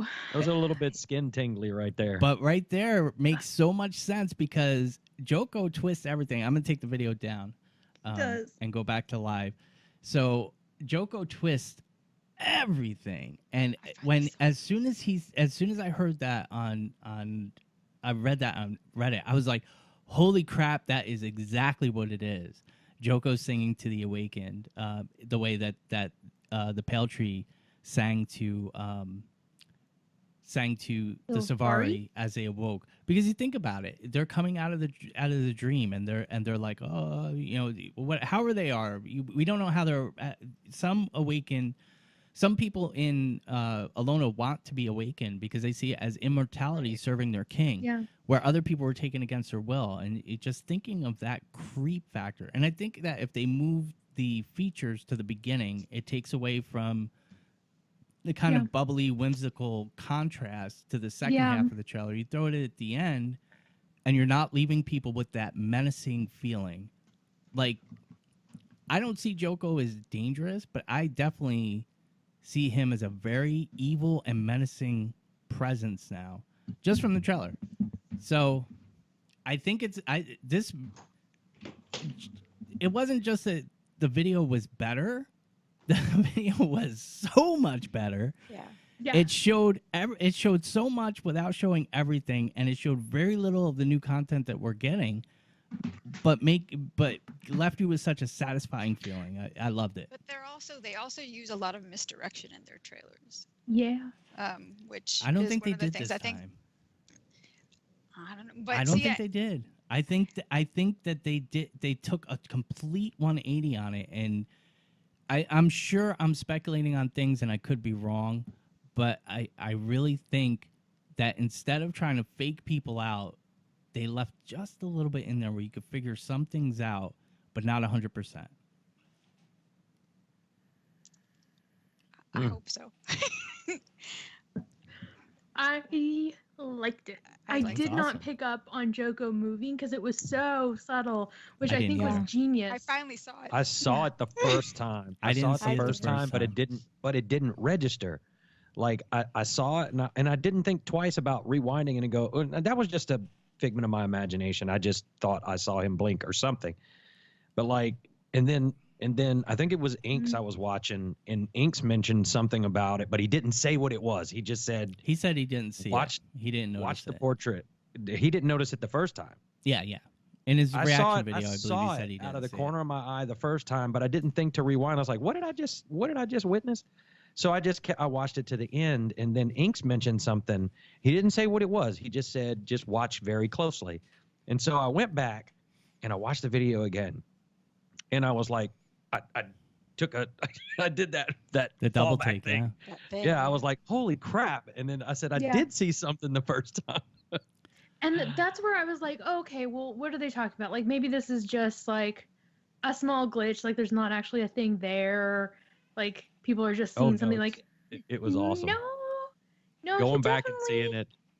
Going back and looking for it and seeing it was really cool. It's not just the fact of him blinking and that quick smirk. Kinda like, It's exactly at the end of the line where he says, "Who needs the light?" And he says it when he sings that line. It's so subtly different, and it's so soft in the rest of the song. I heard it right away and knew it was different because I love Fear Not This Night. I love that song. I've listened to it a lot. Yeah, it's one of my favorites. It's a beautiful song, and so I heard it right away, and a lot of people didn't wrote a catch fanfic with it. So yeah. So I honestly think that trailer was a success. I think that every single Living Story trailer should be at that scale. The wackiness in the beginning was very fitting. I feel like there was no wasted effort in this video. Everything that they did for this trailer was spot on and had a reason, and it was thousands of times better than even what they did for Daybreak. And Daybreak was a much better trailer than anything in season 3. It makes me think they have a new person doing the trailer, or like a new director on the trailer. So I'm wondering. I don't think for it so. to be such a drastic change? Is it just that they finally gave the person making the trailers good direction? I honestly think it was Mike Sibowitz and the marketing team going to the cinematics team and saying, this is what our fans are saying about our trailers. This is what our fans are saying should be in our trailers, and we'll make these trailers better. And I think that this is what we should do. I really think that's how it went down. I don't see it going any other way. So just better direction then. They listened to the feedback and then they gave better direction to the person making the trailer of this is what we want. Yeah. Whereas before, I guess they were just like, show off all the cool things. Maybe, I don't know. I'm like, I don't know what it was before, but yeah, this one was much better. Deo saying in chat, he wonders if the closed caption is done on purpose for the video because it gives who needs the light, so it's a question, not a statement. But I may have been digging to insanity levels of this video. I don't know. That could have been a typo, or I mean, because you can say who needs the light as a statement, but it came across as kind of a question to me. Does it too. upspeak? No. Because in English, questions end with upspeak. I don't think he inflects upward. I don't think so. So I think it was a statement, but I think it could have been just, maybe I don't know. Maybe it's just a text spot that generates the closed caption. I don't know. I mean, it does start with like who needs the light is technically a question, and like autocorrect, you could say it as a statement, but autocorrect will be like it starts with the word who, which is a question, so it's a question. I agree. I mean, yeah, I agree. That being said, this was perfect. I want to see every living story teaser trailer like this. I think it was spot on. I think they dropped the content that was coming in the right spot that worked for the video. I think they wanted to give everybody a glimpse of the new daggers that were coming in, which I also liked. But it still remains to be seen with the story. It does. So, elements of the story, and don't get me wrong, elements of the story at Daybreak were good. We're very good. However, I have to ask myself a lot, how much of it was Guild Wars 1 love and how much of it was actually story that was delivered. And I understand it's the beginning chapter. You're not going to get everything in the beginning. So it remains to be seen. I am going to acknowledge that until I actually play through a living story chapter, I have my rose-colored glasses on and I keep them firmly on of like, this is going to be amazing and they're going to do such a great job and I cannot wait. It's going to be great. And then like if I play through and I'm like, okay, so yeah, what happened with Cottagus? I wait until I can experience it. So I am not going to be like, man, there's not enough story. What are they doing? It's all Guild Wars 1. Does it have you hyped? I am hyped. I'm gonna beyond say, hyped. I'm really excited. Because that's what trailers are supposed to do. They're supposed exactly. to hype you Yeah, up. But the interaction after the trailer was a good demonstration of the impact of the start-stop living story every 2 to 3 months cadence brings, because we wait 2 to 3 months, we get about maybe an hour to 2 hours worth of new story to play through. We can play through the map for the rest of the 2 months, but the story's already digested within the first 2 hours of the release. And it takes that hype and drops it to anti-hype. And I that's perfectly demonstrated, because as good as this video was, you saw everything about it on the first day of Twitter, and the next day we go back to Twitter and nobody was talking about this trailer. Mm-hmm. And I mean, it's a good demonstration of the weakness. I wonder if it's a demonstration of the weakness of the trailer, or of their delivery, or of us as fans. Like, is it our attention span, or is it all of the above? It's all of the above. Because the cadence that they're giving us this story in gives us content in small droves throughout the year, so you're not really feeling that much of a content drought. So it's a positive. The negative of that is that all of the feelings and emotions and atmosphere of that story is gone after the first week. Who who remembers how Daybreak ended? Who remembers what the next part of the story, the obvious next part of the story that we were going to do? Who remembers what that is? 0. But that's just see, because I usually will play through on a couple or several of my characters, and that hasn't replaying the story hasn't happened for me since episode 6 of season 3. I just haven't done it. It is fair to say. There's a part of me that's like, I wish they could have figured out the 2-week cadence, and then it would have been 2-week cadence forever, but like a way that doesn't burn out their devs and like you can polish and produce good content. Like that would have been great. It didn't work. So like this is the next best thing. Like they've tried a few other things that weren't working, and they finally figured out a way to at least get content out at a more regular schedule and polished content. So I'm really, really happy about that. I'm going to jump off this topic real quick because the chat is talking about like, how did Joko learn the song? Did he like in a Solvari? Oh my god, tinfoil hats. And like the chat is just evolving, and I've been over here like, oh my god, I have things to say. I have words. So you can't corrupt a Solvari because Solvari are already minions of a dragon. So that's why there are no branded Solvari. There are no Ice Brood. Thank you. I was like, Frostbound? That's not it. There's no Ice Brood Sylvari. There was no Risen Sylvari because they're already minions. The Mordrim were just essentially Sylvari in their pure form. The Sylvari, as we know them, were corrupted. They were purified, and then you could like unpurify them.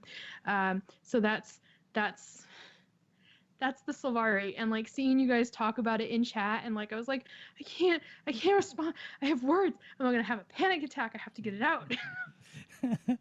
All right. So that was the first point of it. Is it's a double-edged sword again because it does fill the. You can't say that there's a content drought in Guild Wars 2 because you know that even at the high end, the 3-month mark, you're getting that content in. So. But it was interesting to me for as good as this trailer was, we'll talk about it. Talking Script's going to talk about it tomorrow. I'm not sure if Troy Alicious did their show today. They said something about moving to Fridays. But, the other podcasts are all going to talk about it. I'm sure we'll see a Relics of War episode on it, and hosts already did theirs. So we'll all talk about it. But it was very interesting, as good as this was, that on social media, that is your big marketing hub, DED, dead, in Kora's words, after a day. So that's the first half, I'm going to say, of the marketing. So now, anybody have anything else you want to add about the trailer? I was just going to say that it's interesting that this is how they wrapped up their February and their marketing, but go on. We can get there because that's where you're headed. All right, so now... For February, me and Miko talked about this a little bit 3 shows ago, and again, I was genuinely interested in because Mike Sibowitz on the forums. My first interaction with Mike Sibowitz on Reddit was that he was a douchebag. Honestly, my interaction with him on the forums was completely different, and I looked, and it was on Reddit too. He was just like, he was bubbling about this, and like really, really excited about this campaign that they came up with and everything else. And so maybe you just caught him on a bad day that first time? No. No, I think he was just getting used to the community and interacting with the community, honestly. My opinion, but it wasn't a bad day. Anyway... Maybe he was just mad to find out he wasn't the only Mike. No, I'm sure he knew that. Anyway, so one of the things that Mike S. had said that there was going to be more frequent blog posts on the Guild Wars 2 page. And we did. We got the Friendship Contest blog post was released on February 2nd, and that was one detailing the Friendships campaign on social media. We got a second follow-up blog post on February 6th. We got our first video on Valentine's Day. That was the one with Tyler and Nicole. We got the second one on the 27th of February, which was highlighting Poof, the Guild Poof. Poof Guild, Yeah. yeah. And then on the 28th, we got the Living Story episode 2 trailer. So we got 5 blog posts. And now, like I said, I'm not counting any of the Gem Shop, the Black Lion post or anything. That's stuff that we've always gotten. So they did 5 posts, blog posts. So I think, honestly, that he did keep his word on that. The other thing that he said was keep an open mind, see what we're doing. We're trying to celebrate the fans, but we're also trying to put materials in the fans' hands that they can use to help market the game. And I think one of the things that a lot of people are forgetting is the president/CEO, Mike O'Brien, said that it is impossible to effectively market a game after 5 years, and the best way to go forward is word-of-mouth marketing. And I feel that that's kind of what the marketing team is staying within those parameters. I don't feel this marketing campaign directly markets Guild Wars 2. But I do feel like they're trying to put things out there for fans to point to and say, this is why I play Guild Wars 2. Kind of deal. That's what it feels like to me as well. It's retweets. They put a thing out and it's like, I like this game. Let me retweet it. And then other people who follow you who don't necessarily play go, oh, hey, that looks like a pretty cool community. Let me check that out. That's the phrase right there. That looks like a pretty good community. They're selling the community is what it's looking like. That's exactly it's a what selling they're doing. point. Yeah. I mean, especially It's a when you selling have point for a certain demographic. articles coming out about like, oh, hey, this MMO or this whatever multiplayer game, like you can't go in there and have a good environment because you get so much. The word of the night is vitriol. Yeah. That to be able to tout that like, hey, we actually have a cool community and like people are making connections that like online that then become real world connections. So like maybe come play with us. Well, I think it was the comment that he replied to you, Gord, on, I forget where, if it was on the forums or where.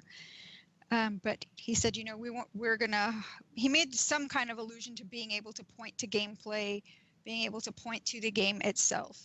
Yes. And when we had our show, that was right after the Valentine's video, that we were like, okay, Valentine's, great. And you were like so disappointed because you were like, is this what they're going to just sell? Like you can find your mate on Guild Wars. We're Match.com. Tyria Tinder. Or, and I said, just hold on. Let's Tinder see Wars. if they're Tinder Wars. GW2. Are they going to feature their game? Yeah. Because because of what he'd said to you and several other players, that was the expectation that I had. That's the expectation that's living in my head. You're going to highlight your game. Show me it. Yeah. So what I found interesting with this trailer then ending the month's campaign is that they started out with the friendships, the relationships of those characters in game. And I didn't even pick that up. Yeah. That's a good point. And then the whole idea with Joko and what's going on with Joko, isn't he back? Is he or isn't he back? Is he partnered up with someone so that he can kind of be in all places at all times, or you know, who's either impersonating him or whatever. So what kind of relationship is that forging? I don't know. It's an interesting way that they ended the campaign. Yeah. With just in that kind of framework for me, and that framework of, you know, friendships, relationships. See, I think for me, the only point Joko had being in the trailer and that blink and smirk kind of confirmed it for me was to prove this is Joko. There is no imposter. And I think really that's his only thing in. It did kind of touch on relationships, so, you know, between Rox and Bram and everything else. But what you had said is exactly what was in my head. How are you going to showcase your game? And honestly, I want to make clear that I did keep an open mind. My initial reaction is that this... Well, let me ask first, Miko. Did you watch the second Friendships video? Poof Guild one? Yeah, the Poof Guild. I did not. Did anybody Oh. watch it? I didn't haven't watch it I either. I know didn't who watch Poof any of Guild them. are. Yeah. Because they're pretty well known in the community, but I didn't watch any of them. I'm not the one who these were for. Like I said, these are the ones where I'm like, I'm supposed to retweet it because I like this community, and then people who follow me can go, oh, hey, cool, let me check that community out. Like, it's not for me. It's for the people who follow me who don't already play. I've already drank the Kool-Aid, ArenaNet. You don't have to sell That's a on good me. point. But that's a it good right point. there. I've kept an open mind. I've looked at all this. I've had several discussions with some of my friends where we kind of went back and forth. And I have said I am not going to be the guy that comes out here. Though I will say I do not feel that this marketing campaign is sustainable. I'm not going to say that they don't know what they're doing. They know exactly what they're doing. And I made the comment to Miko that they don't have faith in their game. Right. And this confirms it to me because when Guild Wars 2 first came out, they were coming out to be a contender for the WoW Killer title. And that is something that's probably never going to happen, and it's not meant to be something against World of Warcraft.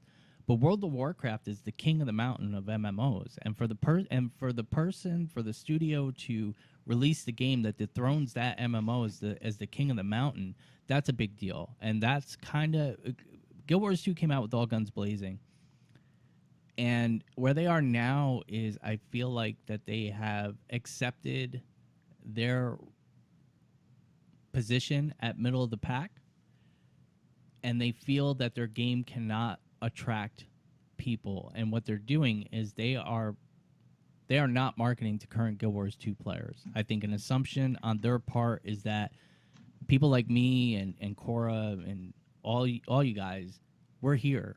I'm not playing the game that much, but I'm going to be there Tuesday. I'm going to be there at some point for WW. I'm going to be there for the month of April, until Super Adventure Box stops. I'm there. They don't have to market to me.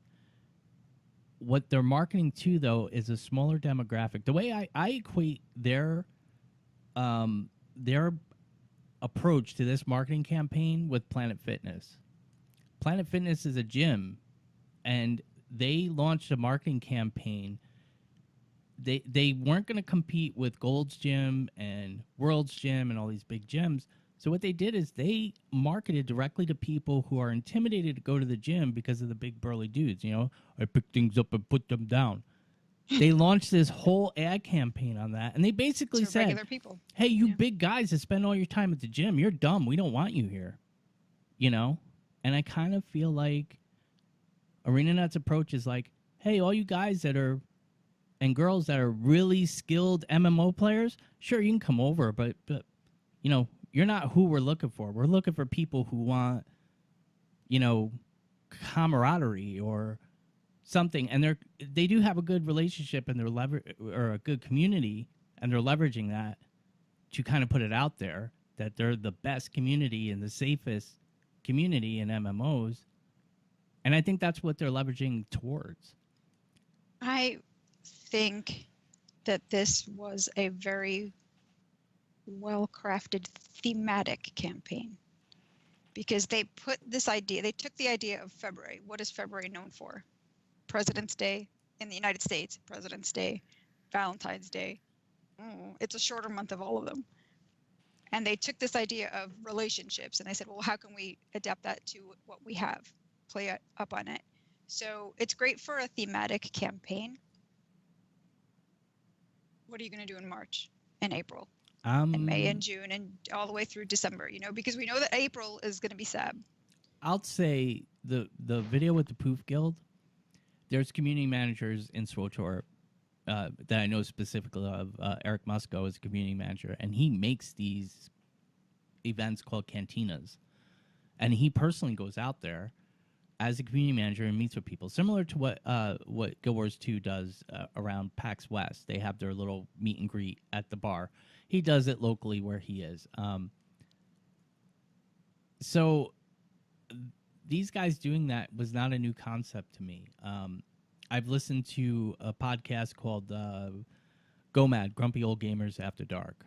or Grumpy Old Man After Dark or something like that. And one of the podcast hosts, JJ Valentine. I listened to his side podcast, which was a podcast between him and his wife.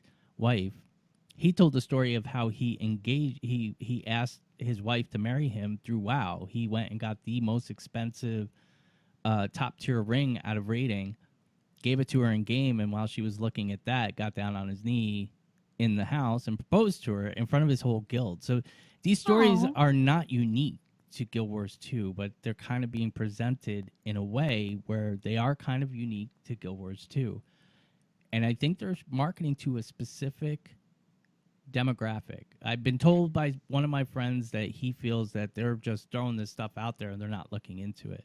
I don't believe that. I believe that they've done their studies on what sells, what their basic, their typical player personality profile is, and that's who they're marketing to.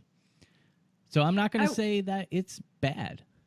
You're right. They're definitely not like only happening in Guild Wars 1, because I have a friend who is married now to the guy she met in Furcadia.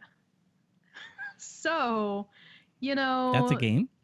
That was a game. It's still around. It's still around. Go look it up, Gord. Furries. Oh, I don't want to look that up. No.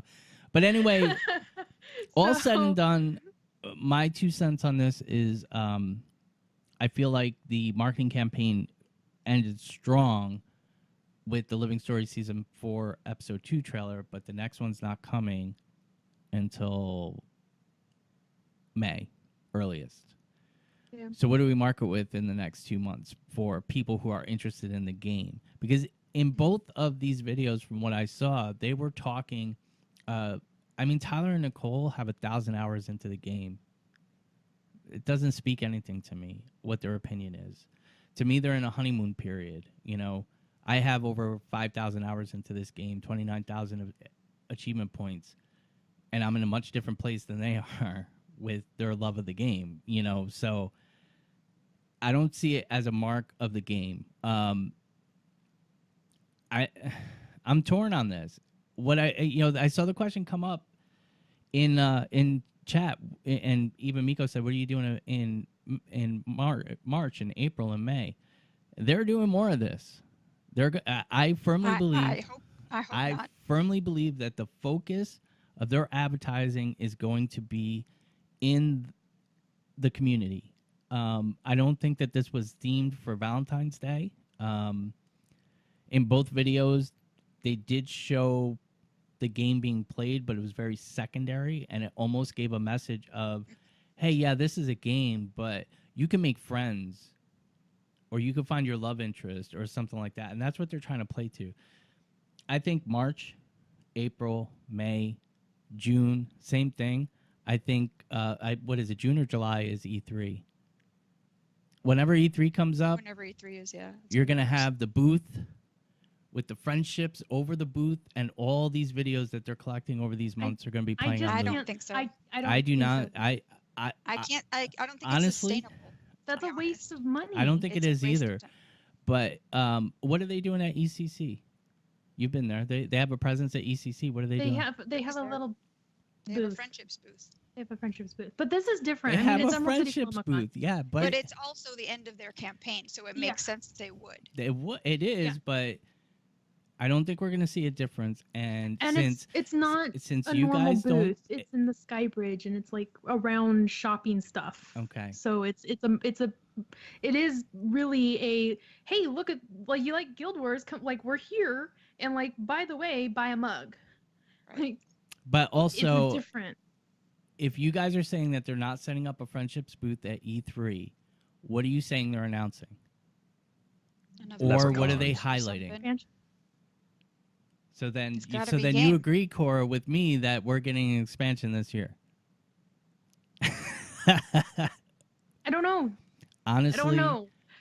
Honestly, I'm 60% sure that an announcement will be made at E3 for Guild Wars Mobile, and if not that, I'm actually 75% sure that they will have a booth, a friendships booth. All I'm saying, Gord, is you can pry my Guild Wars rose tinted sunglasses out of my Cold Dead's hands. That's I fine. And that's fine, and that is fine. Like, I love that we can have these conversations. I cannot see them doing the friendship booth at E3. I see them doing some sort of announcement. I don't know what it is. I don't care. Even when they it's gonna be announced like Heart of Christmas. Thorns, I'm gonna be so excited. even when they announced Heart of Thorns, they announced it at PAX South. They've never made an announcement at E3. Guild Wars 2's first major announcement came from Gamescom. At E3 in 2015, they announced that Heart of Thorns was going to be open for pre-purchase. Oh, that's true. They did. Miko with the mic drop right there. That's not a mic drop. That was Colin. Listen, It is to me. if I'm wrong, I'm right. I've been saying for over a year they've been working on Guild Wars 3. I've been saying for the past 6 months they're working on Guild Wars Mobile. Those are the only two possibilities that can come out of the studio, or an expansion this year, or early next year, which is close enough for me to be right. So I'm right all the way around. Optimistically, I think they're showing up at E3 and they're playing these videos on loop. I think that this is the heart of their marketing campaign, because here's where I'm going to ruffle Kora's feathers, and maybe Miko's too. There are many, many, many layers of manipulation in Guild Wars 2's business model and their advertising model. I mean, that's every company. Well, I'm not looking for justification. I'm making the obvious statement. Yeah. There's a connection between the marketing campaign focusing on brand new players. The game is also focusing on brand new players. They are reducing the amount of achievement points that are available in Path of Fire in increments. You have to work harder to get the same amount of points as Heart of Thorns. I think the numbers are statically the same, but you have to do a lot more in Path of Fire to get the same amount of points in Heart of Thorns. And they're doing it because the reason why I feel they're doing it is because they're looking for an influx of newer players to come in, and that newer player coming in looking at the leaderboard saying, wow, this guy's got 35,000 I'm never going to catch AP. I'm never going to catch him. But realistically, in try-hard mode in the first year, you can come up with almost 15K AP in try-hard mode. You see that, wow, that's 1 year. This guy's only at 36,000. It's been a year. He only got 1,000 achievement points. I could catch up. I see things like that in the game. There's other little areas of manipulation. The whole thing of this is a buy-to-play game, but you get the core game for free with both expansions, as long as you buy it, is a layer of manipulation. And that all goes to the gem shop sales. I think, and I don't want this to come off as negative, but I think that this advertising campaign is just another layer of manipulation where they're looking to say, hey, you're scared of WoW and all these other MMOs because they're so long. Hey, we're not that old, and we have a great community, and they help each other, and you'll find your love, and you'll get married, and all this stuff. So come on over to our game, and like you get in there, you get hooked. That's how I see it. I just don't think it's a sustainable campaign. I don't see it as sustainable as my point. Further than this, yeah. I don't see it as sustainable. Yeah. But I'm not going to say they're not doing their job, because this is marketing. This is what marketing is. This is why you have this is why somebody thinks it's a good idea to sell insurance by portraying this little box that is the biggest douchebag known to man. I don't understand how that's going to sell insurance, but you see the commercial everywhere, Mm-hmm. So that's just my point on it. The thing that he said, right, was we're going to feature our gameplay. I'd have to look it up, but I think it was something to that effect, or it was implying that. I think what he was saying, something got my expectation there. It's like, okay, well, if you're going to feature your game, I'm going to look it up. Where is it? Because the trailer showed us the story, but there was no gameplay in this trailer. But this trailer, for somebody who's not accustomed to the game, does more to bring up that person's interest than previous trailers did. Mm-hmm. I feel like previous trailers were made directly for Guild Wars 2 players and nobody outside of that community, where this is the first one where this is a trailer I could show my friend and say, this is what Guild Wars 2 is about. this is the feel and the vibe of the game, and that's going to raise their interest. Say, hey, it's free to play. Maybe I'll jump in, and there's your first hit of the crack. That's why I'm thinking that they have to follow it up.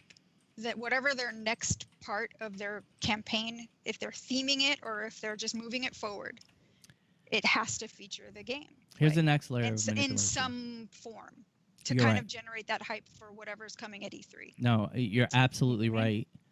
Here's the next layer of manipulation. All right. I just had it. Give me a second to think about it because I'm doing two things at once and I'm old.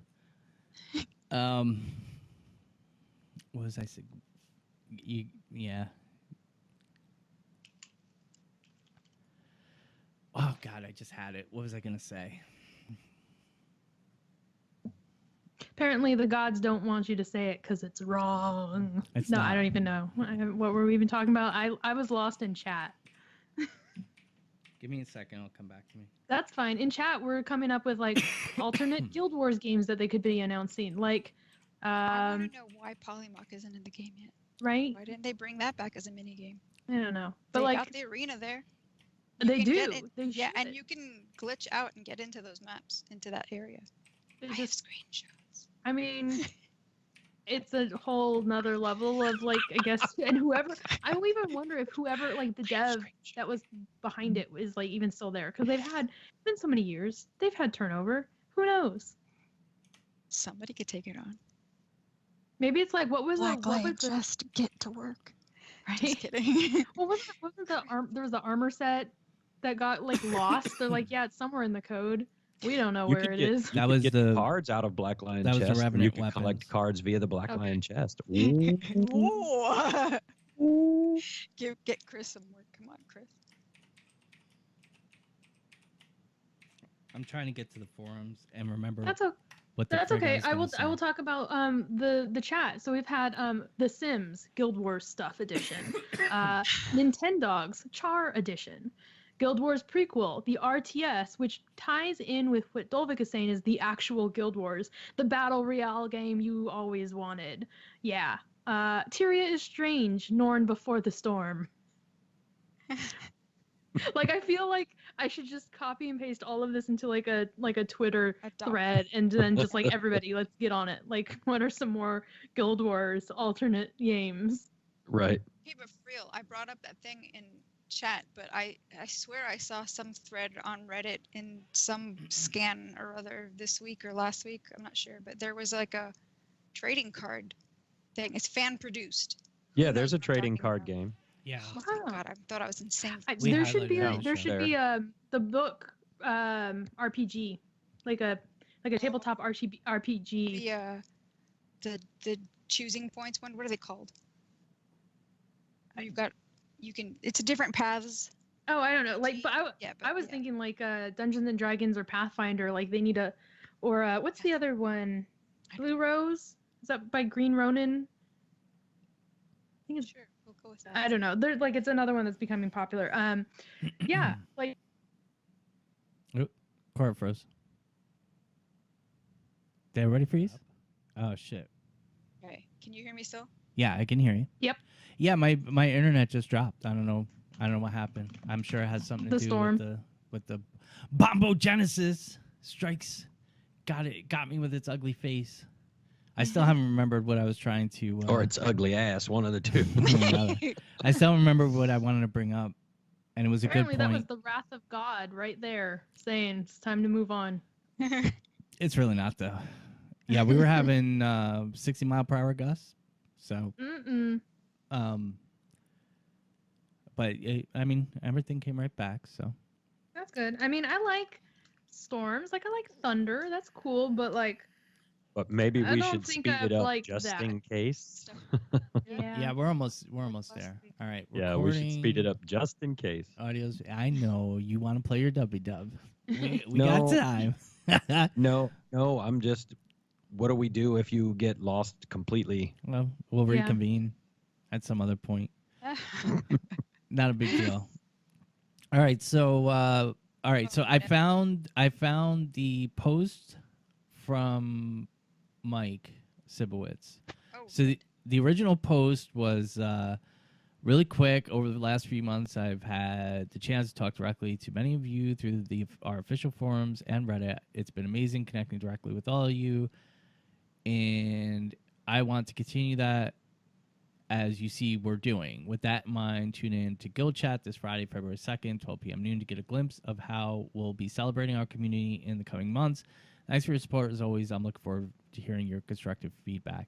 So I just wanted to point out that the first reply to that was, ah! And, I remembered my point. I knew it was going to come. And Mike Sibowitz's response, instead of haters going to hate me, was, why got to play me like that? Which I thought was kind of fun. And, that's what kind of hooked me. Like, okay, the guy's in a better mood. So my response to him was, hi, Mike. Thanks for the heads up. And seriously, thanks for being such a good sport and keeping us updated. I want to ask, the title of your post says marketing in quotes, but the body of your post says you're previewing how you're celebrating the community. So which is it? I hope I'm not coming off as rude, but I really am curious. I could speak for many of the fans when I say we know ArenaNet devs care about us in the community. What the game needs, what the community needs, is marketing of the game. Bold. You guys are trying to engage the community, and that is awesome. But I have to say, you have a great game here. Market that. Promote the gameplay, the art, the beauty of the world, the best combat system in any MMO, hands down. That is what will celebrate your fans, show the world your game, not just what people say about it. Please, all caps. So Mike's response was, hi, Gord, not rude at all. When I say marketing in the subject and speak about celebrating the community, I do mean both. I ask for an open mind for the month of February when you see what we have planned. This is about the community in a way that I think will give the community something they can point out to their friends and say, this is why I play Guild Wars 2. I really hope you will see the value of everything we are doing in February. We are also putting together new creative videos, the trailers that will market and promote the gameplay, art, beauty of the world. This is already in the works, and I promise it is exactly what you are describing as we need for marketing.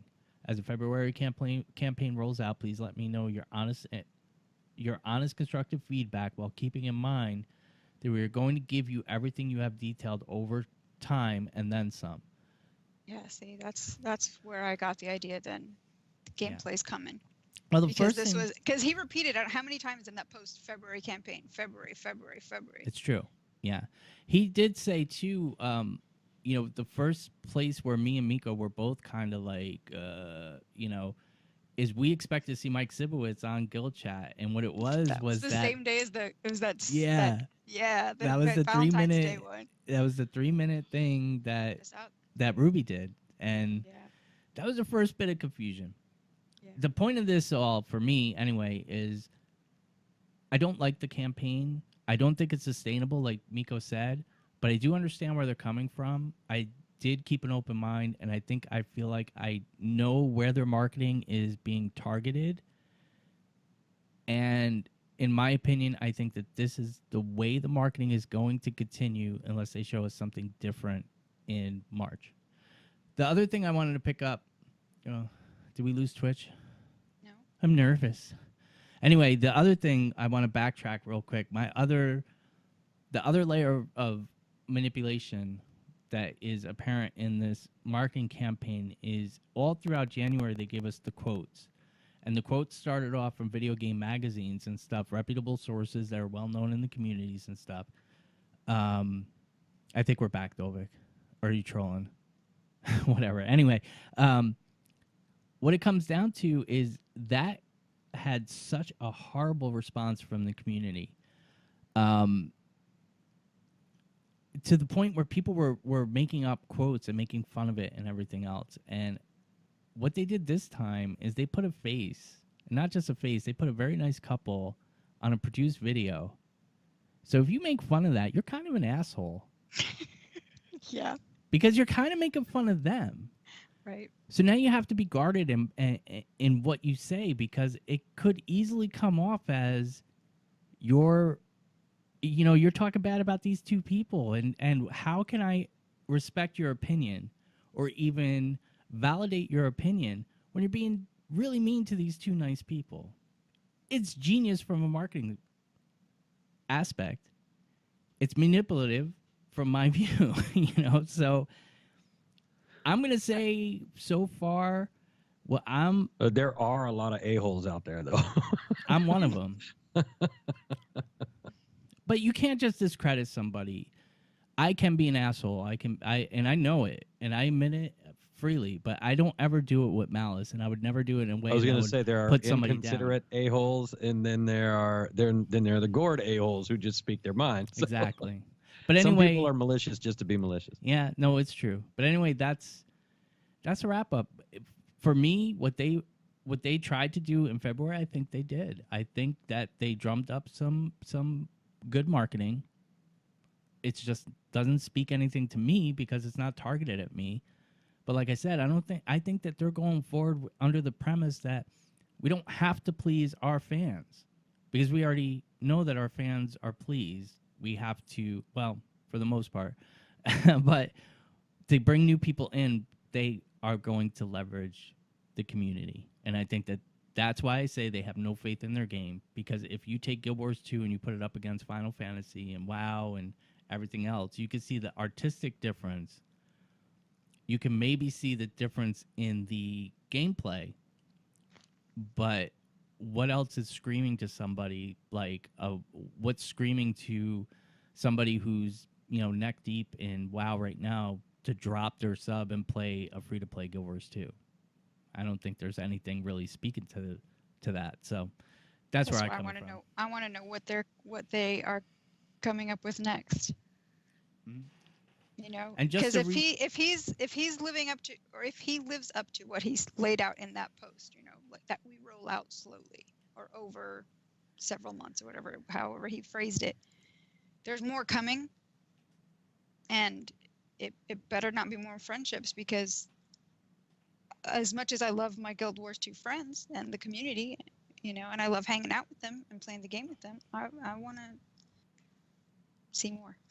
I don't play a game based on friends. I've made friends in Guild Wars 2, and I will never deny that, but that's not what draws me to a game. He is right in that they are showing off the world, because if you watch the first video, there's a couple quick shots of Nicole playing, running on a char, I believe it was, running through open world, and you get a flash of the look of the game, but it's very secondary because you're seeing her screen. Mm-hmm.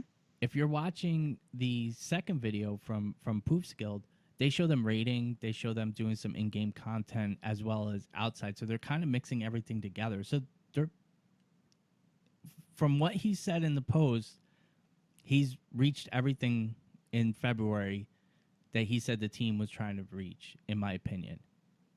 I'm just not going to say that it's going to work, but I'm also not going to be the guy that comes out here and says they don't know what they're doing. They obviously know what they're doing. And they built a good campaign in their own way. Is how I'm looking at it.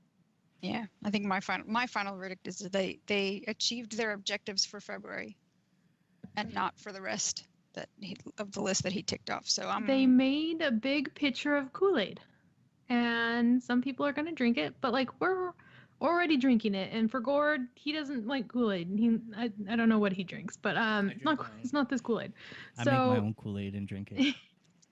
Well, I mean, as long as it's not like how my grandma makes it, where it was like more water and like not enough sugar. So if you look at it, the issues that plague Guild Wars 2 are still the same. They haven't changed. The story remains to be seen. The story trailer is great. What's the story going to be? Is it going to be just like Daybreak, where it's a few flashes of story with a bunch of fighting to fill the gaps? You know, I don't know. I know in the first part of I was coming off a Path of Fire and Daybreak, and I was like, the story's great and everything else, but I don't like that it's kind of monochromatic now.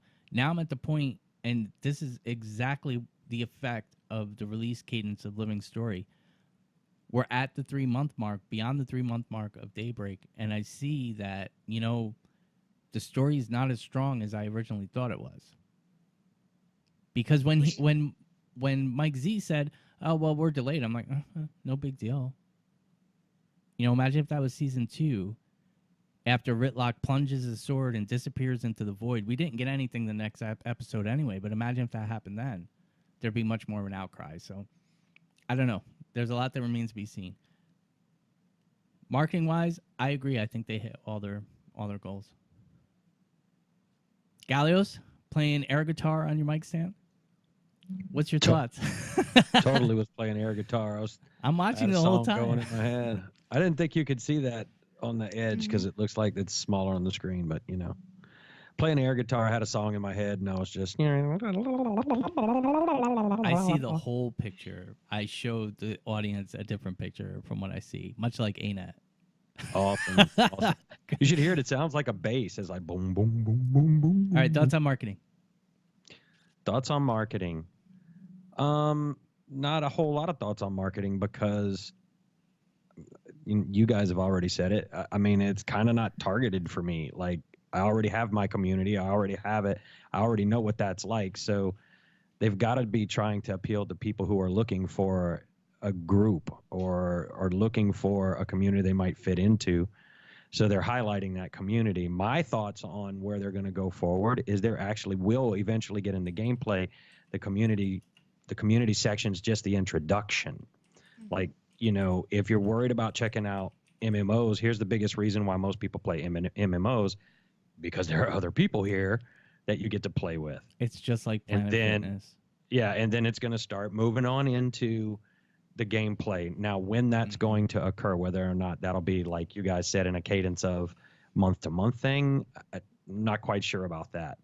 But I do think I see the progression of them getting into from introduce the community so that you see it's a good community to get into, and then you start moving into the other aspects of the game slowly but surely. I think they'll get to, and maybe not as slow as I'm saying, but they're going to get to the gameplay and wrap it up with showing it as one big bundle at the end.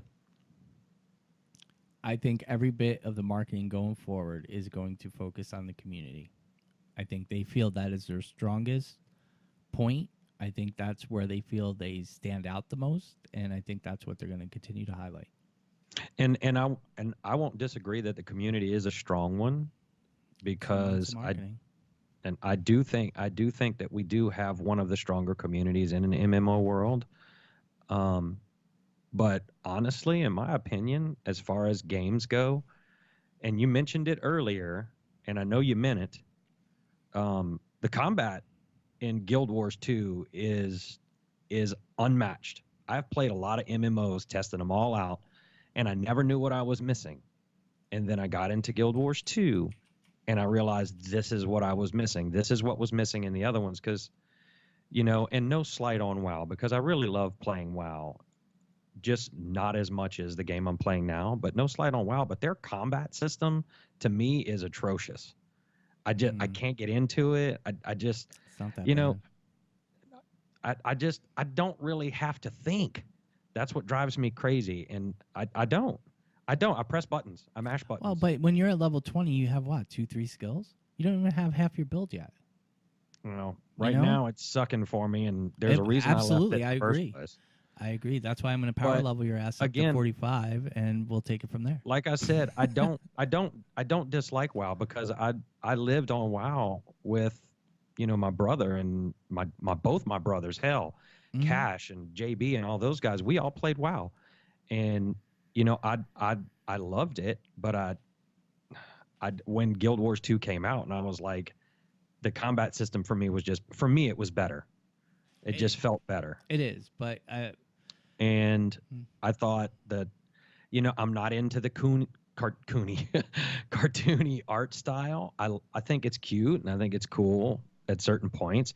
I do think their use of color is absolutely amazing. That WoW has a monopoly on how they utilize color in their game. It's pretty awesome. But artistically, I'm not turned on by it. You know, in Guild Wars 2, I just like the artwork better, and that's just the type of style I like. There are a lot of people who like the cartoony style. There are a lot of people that like the anime style. There are a lot of people that like cell frame style. So you know, again, a lot of the stuff I'm saying is my opinion Yep. on it. But that's why I like Guild Wars, and I think they need to market some of that stuff for people like me, It's not going to because happen. that's Dude. the kind And of I'll stuff. tell you, they don't want experienced MMO people, because experienced people that have played MMOs for a long time are not going to buy the microtransaction. In my opinion, they're targeting when newer other games have other gamers, microtransactions. but not all of them. Well, WoW does. Most of them WoW do. doesn't. WoW has WoW has a shop, and that shop but that's not is microtransactions. cheap. It's not cheap. Well, That's for character changes. That's for server skins. transfers, and that's for maybe 5 or 6 skins. But I'm not going to pay $25 for a Black Desert skin. Online. Yeah, I'm not going to pay $25 for a skin, because I can get any number of skins, an infinite In number game. of skins in game I for agree gold. with you there. So, you know, you can make those comparisons, but the gem shop, you cannot say that the gem shop of Guild Wars 2 is exactly the same as the gem shop of WoW. It's two totally different things. Totally different. But I mean, again, that's just my opinion. I feel like they're looking more for the new wave of MMO players, and I think that's who they're marketing to. It feels to me like Planet Fitness's ads. Like, WoW picks things up and puts them down. I would agree and say it's just thus far. Thus far. But for me, in my head, this is 2 months of marketing that have been, because January was marketing too, and that was all community driven. That was all community quotes, and it was done in a way that failed because people made fun of it, and they did it a lot better. Those 2 videos that were released, who made those videos? ArenaNet made those videos. Mhm. They were produced videos in 4K on 4K professional cameras. So somebody traveled to film these people and tell that story. So, Proof they didn't have to travel very far. They're in Seattle. oh, that's might be why they got picked. It's possible. But, I don't know. Because actually, they're very active whenever they go to Yeah, PAX. no, that's true, and they're. I don't want to crap on that, because they're a really good guild, and they do a lot of good be stuff. the jerk, right? Like you were saying before, right? You're not going to crap Listen, on them because if no, I'm just saying no, if Mike it's the- Sibowitz came out right now and said, "You know what, Gord, you're right. You're right. That is the demographic that we're marketing to," then I would respect that. He doesn't even have to come out and say that. I respect that. That's why I'm saying I'm not going to come out here and say that they're not doing their job marketing, because they are. They hit their goals, and they as in my head it's working, because in Q4 of 2017 they made just as much, almost they made $2 million shy of what they made in quarter 1 through 3, with Mount Gate in the dead smack in the middle of the quarter. They made $40 million quarter 1 through 3. With an expansion release, they made $42 million. They finished the year with $82 million. They're doing something right, so that's how I see it. And we're beating the dead horse now. So, Kora, anything else on marketing? Shut up, Gord. I hate you. Oh, yeah. I tuned out a while ago. I was like, what's the Kingdom Hearts Honest trailer? I haven't watched that in a while. No, marketing. They're not marketing. The marketing isn't for me. I am not the one that they are marketing, because, like I've said, I have drank the Kool-Aid. I've got my rose-colored glasses. I'm good to go. This is my game. It's been my jam since it first launched. I am not the one that they are making these friendship things for. That's not me. I think it's cool. I think it's cute. I'll retweet them all day. That's fine. But they're not for me. So I see them come. I don't even watch the video. I think that's really cool that you get picked and oh, awesome. But don't. That's my comment for the day. You can quote me on that. All right, so I think that's where we're going to end it. So final thoughts is we still need to see more, but so far I'm expecting more. Yeah, so That's far my they're final delivering what they said they were going to deliver. So That's all you can ask, right? So with I that, expect more. Show me more. you're good- getting good- you're good getting to a month. dangerous place, Miko, because that's where I was like 2 years ago, and you see how I turned out. Well, I'm just saying it's like, okay, if this is what you're saying, because to be honest, and now I've said this before, if you were a player of Guild Wars 2 who didn't pay attention to their social media or to their website all that much, would you even know that any of this stuff was going on? Would you have any kind of expectations on them? And the answer would probably be no. Yeah, but you would have to not follow Twitter, not follow Facebook, Yeah, not follow YouTube. there are people like that out there. There is. It just happens not to be us. There is. It's true. Yeah. It's true. All right. So with that, we're gonna. Nope. We're not gonna play that. I already played that bumper. Okay. With that, we're gonna take a quick break, and we'll be right back to close out the show.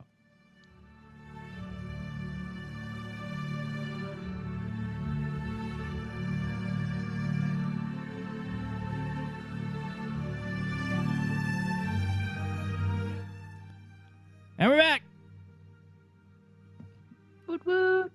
All right, so that closes that up. We're going to probably in 2 weeks. We're probably, I would imagine, going to be covering the Living Story. It sounds like Host of Ascalon is doing their coverage 2 or 3 days or the day after it launches. So we're probably going to go full spoiler mode at that point because we'll be a week after. Right, because it's Sound good? Yeah, I don't see why that would be a problem. Okay. Wait, what? I wasn't listening. All right, so Tuesday, Living Story releases. We're recording in 2 weeks, so the next show is going to be the review, and we're probably going to go full Oh. spoiler. yeah, Dang. 16. Oh, and you're not I'm going to be gonna here because you got to No. get your books, girly.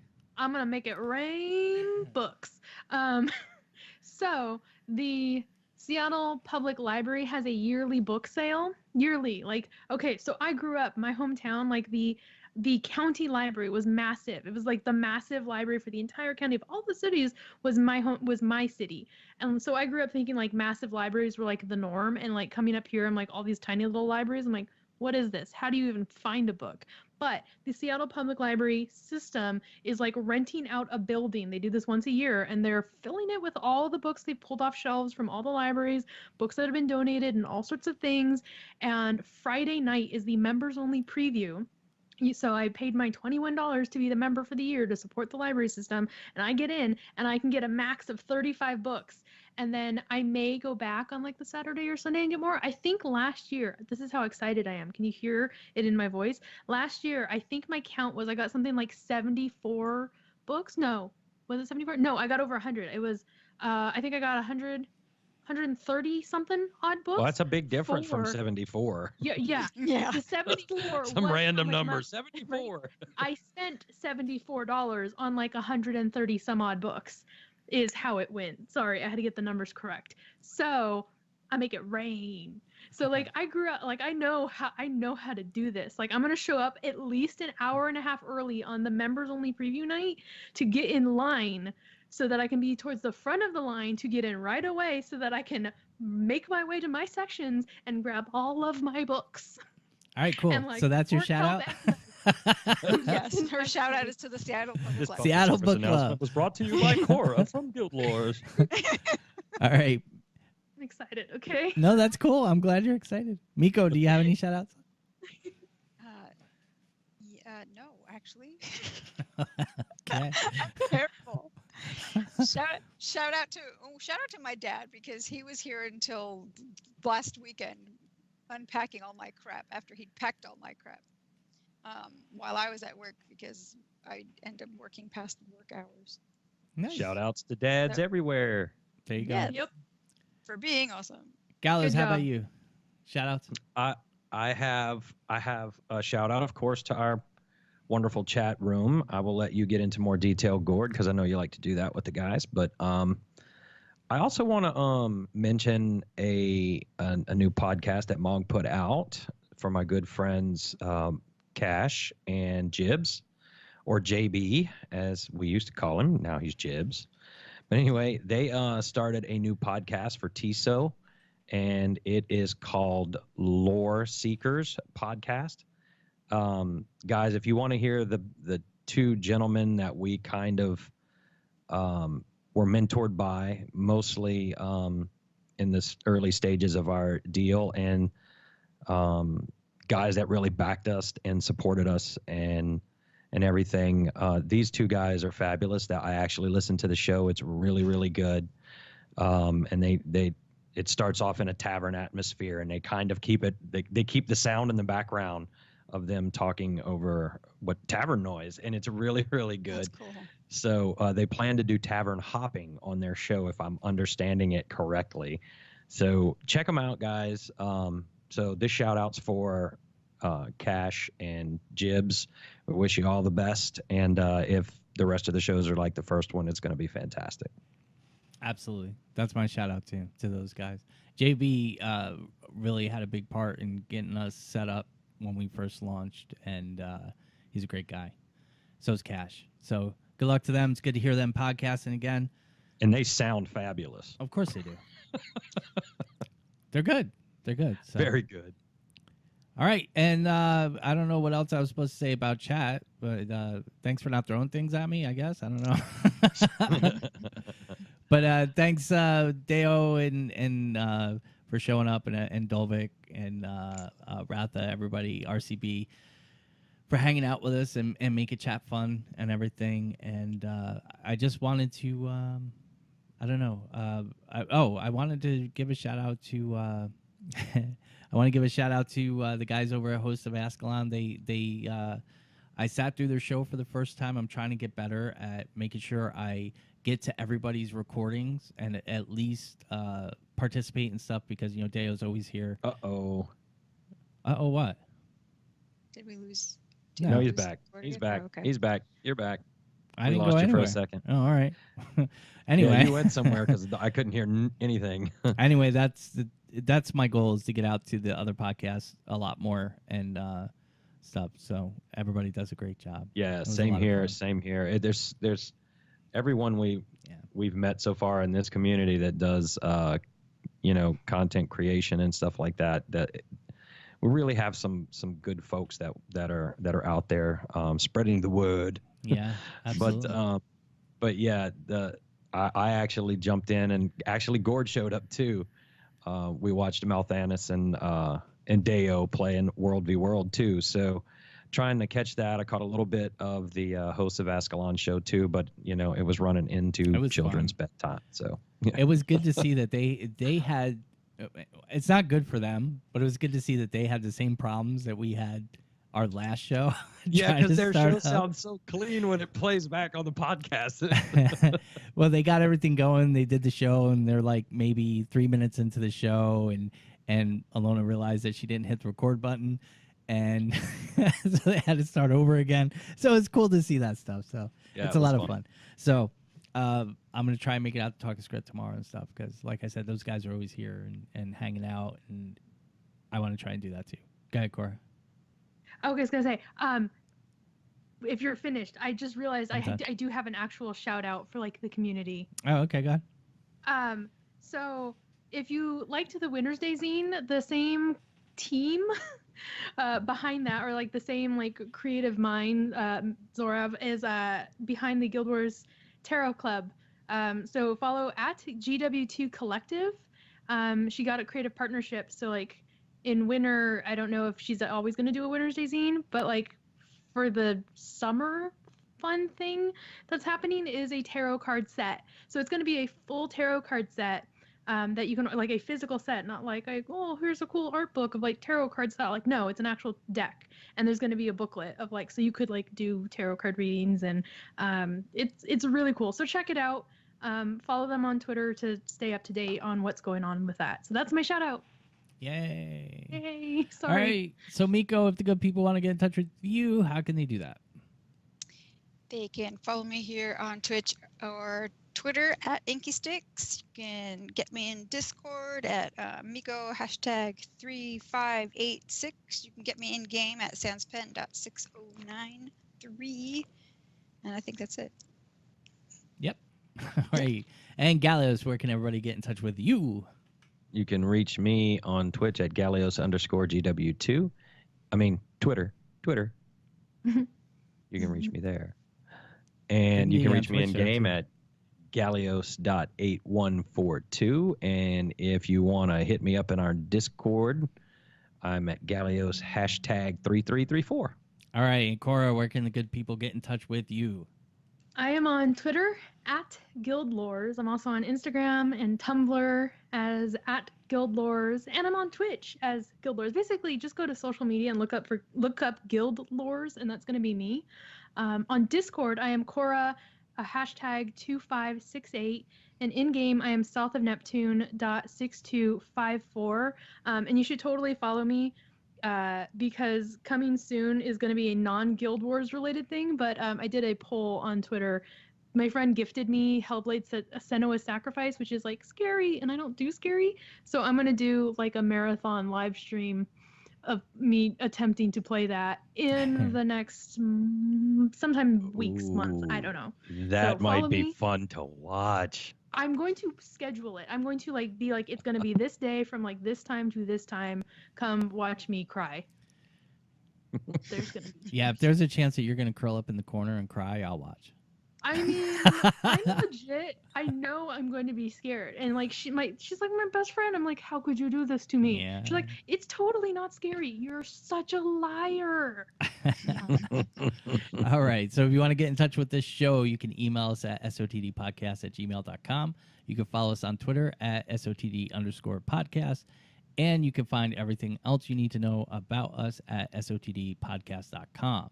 If you want to follow me, you can follow me on Twitter at Gord the Norn. You can follow me on Discord at Gord #4133. And you can get me in game if I'm there at Gord.8654. And that's it. Another good one, guys. 2.5 hours of audio to edit. Another one in the can. Well, there's that. There's like There's a a good, lot 10 of minute that. when you Yeah. can just kind of. There's a lot of that, believe me. So, And I so we'll thought cut it tonight we were down. going to not have enough to talk about. I was like, marketing. No, I figured we would. I figured just from the trailer alone, I knew that was going to dominate the show. So, Mm. all right. Well, that's it, guys. Say goodnight, guys. Good night, guys. Good night, guys.